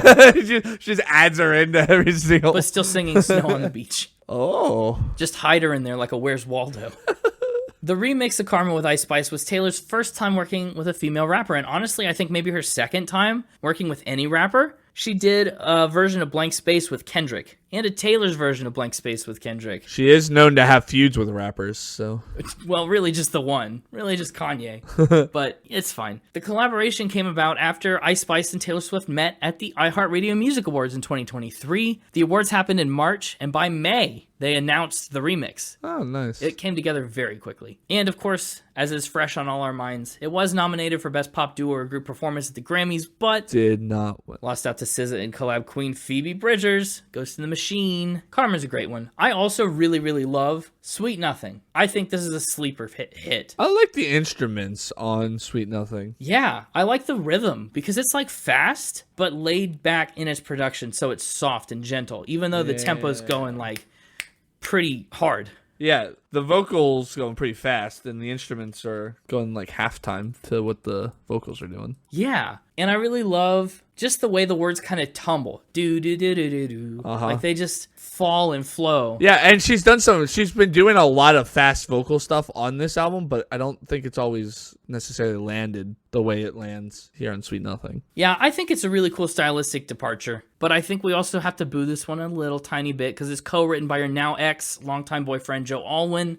under the pseudonym William Bowery. They actually worked together and co-wrote 2 tracks on Folklore and 3 on Evermore. I don't expect them to collaborate on any more going forward, but who knows? Also, one of the umpteenth special Lavender editions of the album has a special piano mix of Sweet Nothing, which I bet is really good, but I don't know because I don't know where the heck I can find any of the Lavender editions of the album. I like Sweet Nothing. It's got horns in it. That's a twist. That's a change. Yeah, that's part of why I really like it. Yeah, I thought so. I started off by saying I like the instrumentals, and I was waiting on you to be like, oh, well, of course, because there's horns. Of course. Yeah, the song features instrumental contributions from Evan Smith, who plays the horns, like the saxophone, the organ, the flute, and the clarinet. Plays a lot. And it's just critics also really love the same stuff we're talking about. You know, the production and the bedroom pop aesthetics. It's really nice. It peaked at number 14 on the Global 200 and at the same number in the United States. And I really just love it conceptually. It's so sweet. It's about having somebody to lean on and to depend on in the chaos of life. They're always there to keep you grounded and calm and support you when things go off the rails, and they do it without expecting anything in return. They expect sweet nothing, so they're this nice escape from the pressures of a very high visibility public life. Also, she hasn't outright said, because she doesn't outright say, But at one point, she liked some tweets that led people to believe this might be inspired by Paul McCartney and his first wife, Linda. Oh, wow. I think it's a really cool way to almost end the album. The wheels are coming down. We're about ready to hit the runway. We're gently coasting to the end. And then we end the standard edition with Mastermind. Have you seen the 2017 movie Phantom Thread? No. Okay. Well, if you had, you'd probably be like, wow, this song sounds like it might have been inspired by the 2017 movie Phantom Thread, because Mastermind was inspired by the 2017 movie Phantom Thread. Weird, because I had that exact thought, even though I haven't seen it. Oh, really? No, what? Oh. Calm down. Well, you could know It what was an the... obvious dumb joke. No, but you could have known what the movie was about without having seen it. Oh, no, I was just making a dumb joke about... Okay. Well, you really masterminded that one. Yeah, I'm the mastermind. Whenever I hear Mastermind, I think of the Scooby-Doo Night of 100 Frights video game. Oh, interesting. It makes me think of Megamind, even though I've never seen it. And it's not even the same word. No, it's not. But it's a compound word wherein the second half is mind. I like the song, though. It's all about how the speaker thinks that she's orchestrated every single element of this relationship from their first meeting up until they were together, like kind of like a puppet master, pulling strings, setting up dominoes to knock down. Yeah. Honestly, a bit problematic, is it not? Being kind of that manipulative? Yeah, maybe. People have kind of accused her of this sort of thing publicly before. Maybe not in a relationship context. But like I just said, people talked about her manipulating consumers or just teasing things so that people can get excited and generate hype and whatever. She says that it's something that's been thrown at me like a dagger, but now I take it as a compliment. And so maybe in real life, sometimes it could be not so great. But in the context of the song, it ends up being cute because the sweet little twist at the end is this guy's known the whole time and he's been onto her since the beginning. So he's like, let himself be. Yeah, that doesn't make it any less problematic on her end. No, maybe not. She was still trying to manipulate him, even if it was not working. Yeah. It's also a little bit of a head nod to all the actual teasers and references and Easter eggs that it seems like she hides in virtually everything she does.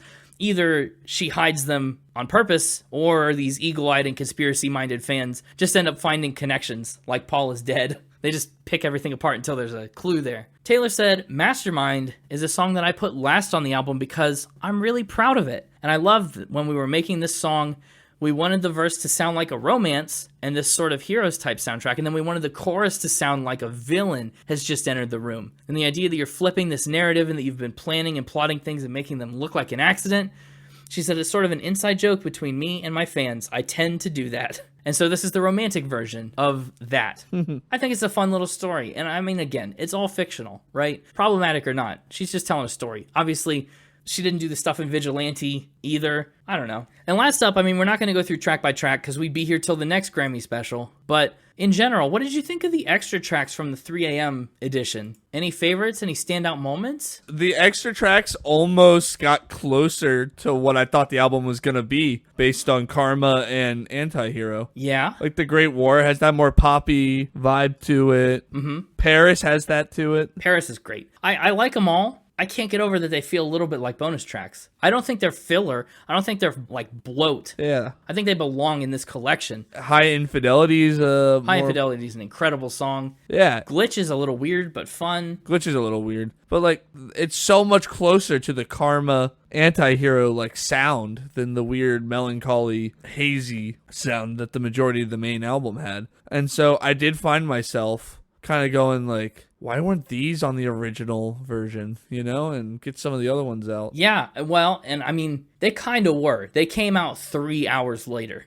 So to some degree, Yeah. everybody that just woke up and didn't listen to the album at midnight just had these right from the go. Hey, well, but these aren't the ones that won the Grammy. You're right. These are Grammy not even nominees. The Great War, Bigger Than the Whole Sky, Paris, High Infidelity, Glitch, Woulda, Coulda, Should've. Maybe Woulda, Coulda, Should've been nominated for the Grammy, but it wasn't. Dear Reader, all of them not included in the Grammy win. Hits different. Yeah, Hits different. More Lana Del Rey and the Ice Spice Karma. Wild. I think my favorite from the Vault, I guess like they're not even from the Vault tracks. Just my favorite 3 a.m. edition tracks are probably Paris and Hits different for me. Woo, okay. I think Paris, High Infidelity, Woulda, Coulda, Shoulda are the 3 I'm going to claim from there. I like what the guitar does on Hits Different. Hey, you like a guitar? Yeah. Rare day. No, I like it. It's just usually you fanboy it so much, I feel like I should talk about something else. It's true. It's true. Well, let's get into final spin for the Grammy Special. Let's do it. Our second final spin for Taylor Swift. Gosh, I don't have much more to say. I'm all Taylor Swifted out. It's been 6 months and we've done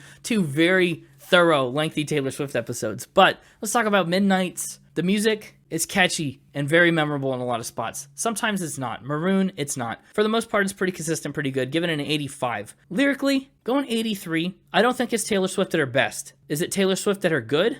Yeah.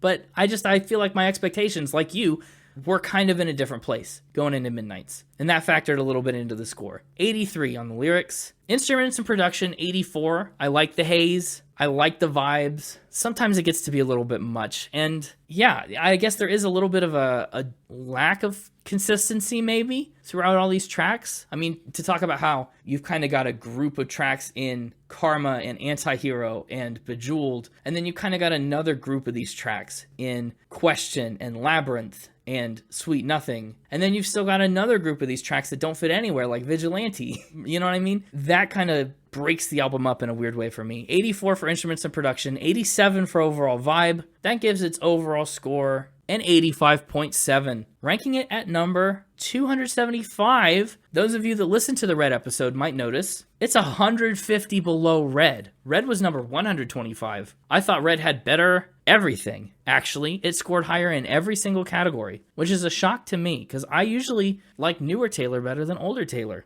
Yeah, and I mean, I called it a middle-of-the-road Taylor Swift album, Midnights. And for me, it is. I rank it 6th out of her 10 albums so far, not counting Taylor's versions. Red's the first, Lover's the second, 1989's the third, Evermore, Folklore, then Midnights. So that's where we're at. Wow. I know. It's just wild to me that this one won Album of the Year. The other Grammy nominees, I listened to them all. I previewed them all for a month each just to get ready for these Grammys. And Midnights was my 4th favorite out of those. I thought it was the 4th best nominee for Album of the Year. I think, again, a lot of it came down to how much of a fan hype there is around Taylor Swift and the fact that there's these 4 different versions and just everything going on with all these different versions and the bonus tracks.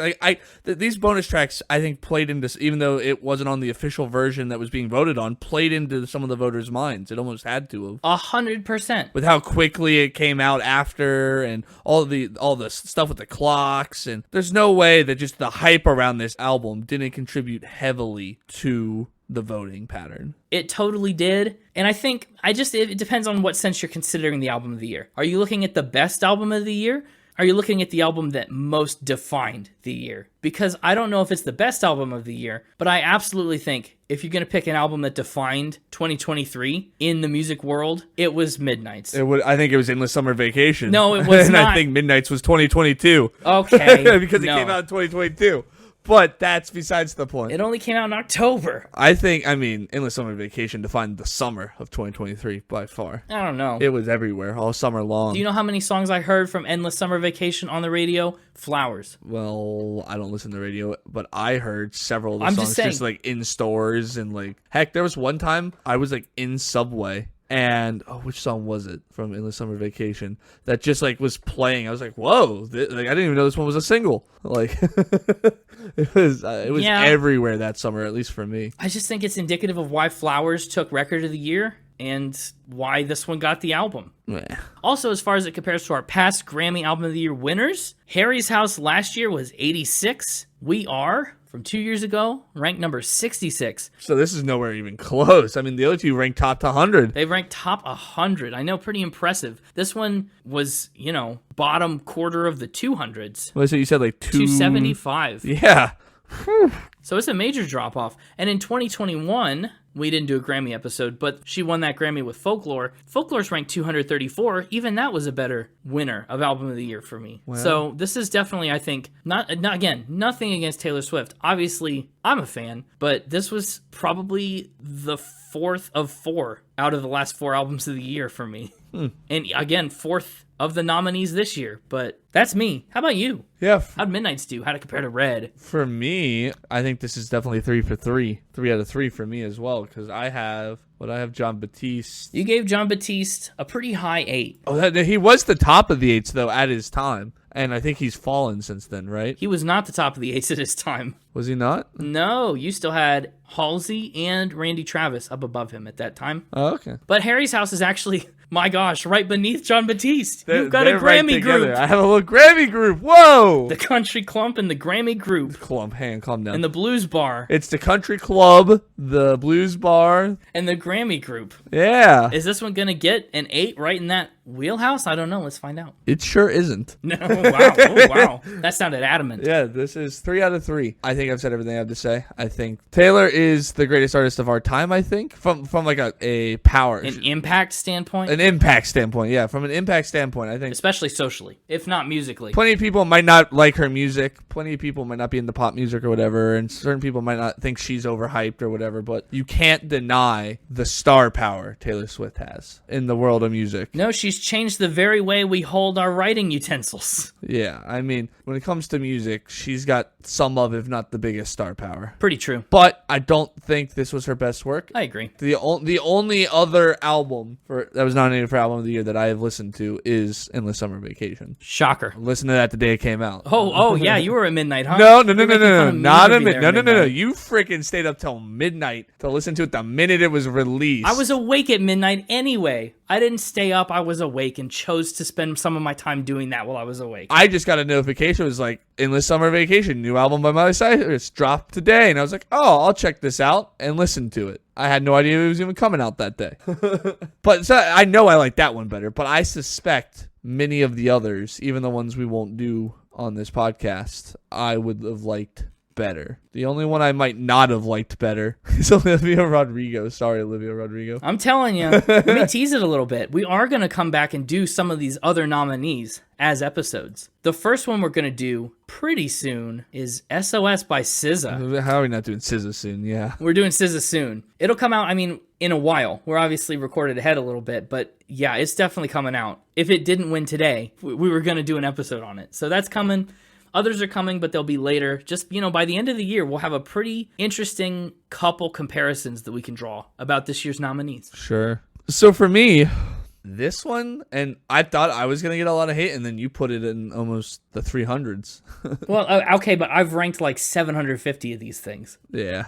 So it's still in the upper half. I'm giving this one a 5 out of 10. Whoa. Oh my gosh.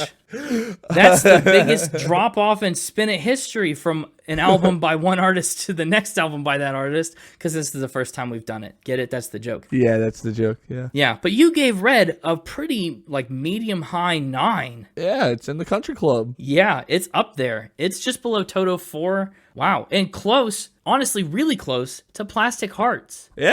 So this one just fell off by 4 whole numbers for you. This one just didn't do it for me. I was not in a hazy mood, at least when listening to this. Wow, and this is the album of the year. 2023 was not a good year for your albums. Just disagreed with the voters on this one, I guess. I guess so. The People's Champion comes up short in the Grammys, where it counts the most. Or at all, where it counts at all. So hang on now. The voters aren't a big enough sample size for the total population of the people. No? And what do they know? Okay. Yeah, that's it. The Spin It Grammy Special, where we criticize all the voters. What do they know? Yeah, make me a voter. That's what they get. Yeah, for a unit, I'm giving this one 5. That's what you get. 5, that's what you get. Oh my gosh.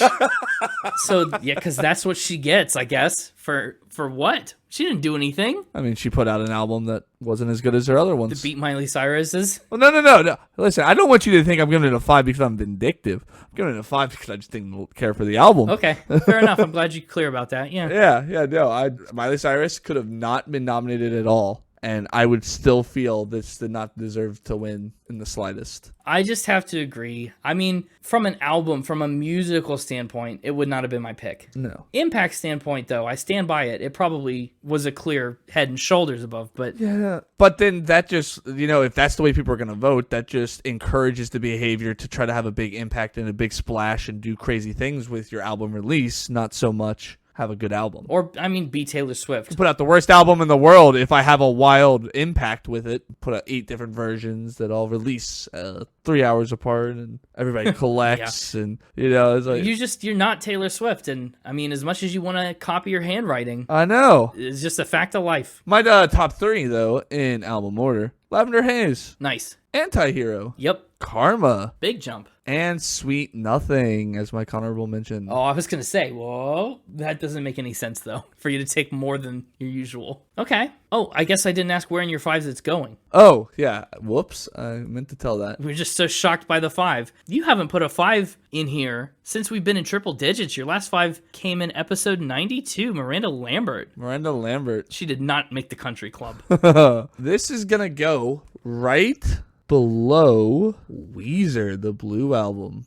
You put this below Weezer? Put this below Weezer. We're going to get so many complaints. I know. That's wild. I mean, I'm looking at the track list for Weezer's The Blue album. Ooh, Ooh, I Look Just Like Buddy Holly. I mean, Yeah. that song alone is, I think, better and more catchy and more likely for me to listen to than 70% of this album by Taylor Swift. Holy crap.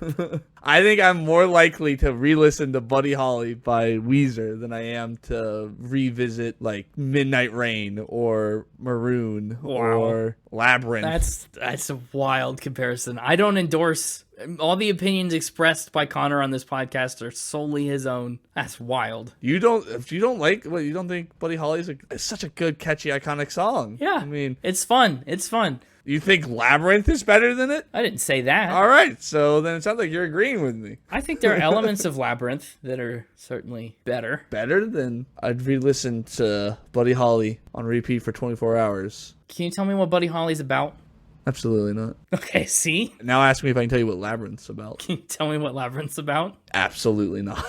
And we just talked about it. Oh, give this man the Copycat Award. But yeah, that's where I'm putting it. So, haters, come get me. Okay. This episode has gone in ways that I did not expect. But I will say, the 4 songs that I put in my top 3, I really did like. I can confidently say those are the only 4 songs that I really care to ever listen to again Okay. Wow. on this album. Which one of them is going to be your playlist pick? I guess I did also like Paris and Hits Different, but those aren't on the version of the album we're talking about. So No. on this version of the album, those are the only 4 I care to really hear again. Which one am I taking? Yeah. I think we should collectively take Anti-Hero and Karma, but you may disagree. I do disagree. I think you'll have to pick one. I will pick Anti-Hero. Okay. I'm going to stick by it. Yeah, I'm going to take You're on Your Own, Kid. I think that way we cover a little more diverse ground on this album than the 2 biggest and most well-known and, frankly, kind of similar songs. I'm actually changing my mind. I'm taking Karma. I just re-listened to it. Okay, sounds good. Karma and You're on Your Own, Kid. Anti-Hero can't win a Grammy, can't make the playlist. What's it good for? Hey, that's going to do it for a second Taylor Swift episode. Who thought we'd end up here? I just wanted to do it for episode 113. I thought that'd be fun. Little did I know we were coming right up on the Grammys. I had a ton of fun watching the Grammys, predicting the Grammys, and doing this episode. Predicting them was a lot of fun. We should definitely do that again. Tons. This is a blast. I love the Grammy specials every year. I really enjoy them. I hope you do too. Stick around next week for another episode about another album, and holy crap, can I tell you something? I mean, we've already recorded the next episode and stuff because it comes out so soon. Yeah, we're a little ahead. Oh my gosh. I have had this next album we're talking about drilled into my brain like a sickness for like months. I can't stop listening to it. Well, you've had it for months. We just recorded it the other day in terms of, actual recordings, and it's been stuck in my head for a while too. Oh gosh. Yeah, stay tuned. It's a Valentine's Day special. Yeah, it comes out after Valentine's Day, but that's okay. Either way, I hope it gets very stuck in your head too, and I hope you love the episode as much as I definitely did. Until next week, you can catch us on all our social media at Spin It Pod on Twitter. Sorry, X. My gosh, what a throwback. And at Spin It Pod Official on Instagram. Yeah. We're also on Twitch for special live events. Yep. Where we did the live stream of our Grammy predictions. I mean, we did. We got a fun March Madness thing that's going to be happening sometime in March. So definitely go give us a follow. Well, late February. Late February. Okay. Yeah. And we've got new bonus content coming out this week to your very podcast feed. Whoa! You can find, finally, our thoughts on Florence and the Machine and whether we picked the right album when we did How Big, How Blue, How Beautiful. I say we have a whole episode on our thoughts on Florence and the Machine. Yeah, we'd be able to figure out whether How Big, How Blue, How Beautiful was the right pick for us or whether we should have gone for High as Hope instead. A little 10-minute, 15-minute, short, bite-sized mini episode. We're calling it Backtracks. So stay tuned for that. But yeah, a lot going on in the life of the podcast right now, which is super exciting. But we'll see you next week. And until the next Grammy Album of the Year gets announced, keep spinning. Keep spinning.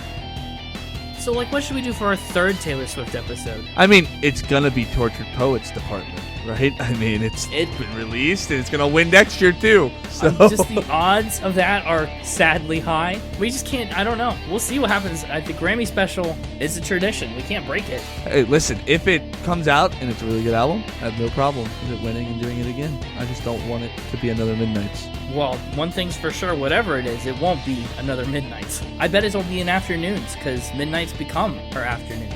Oh.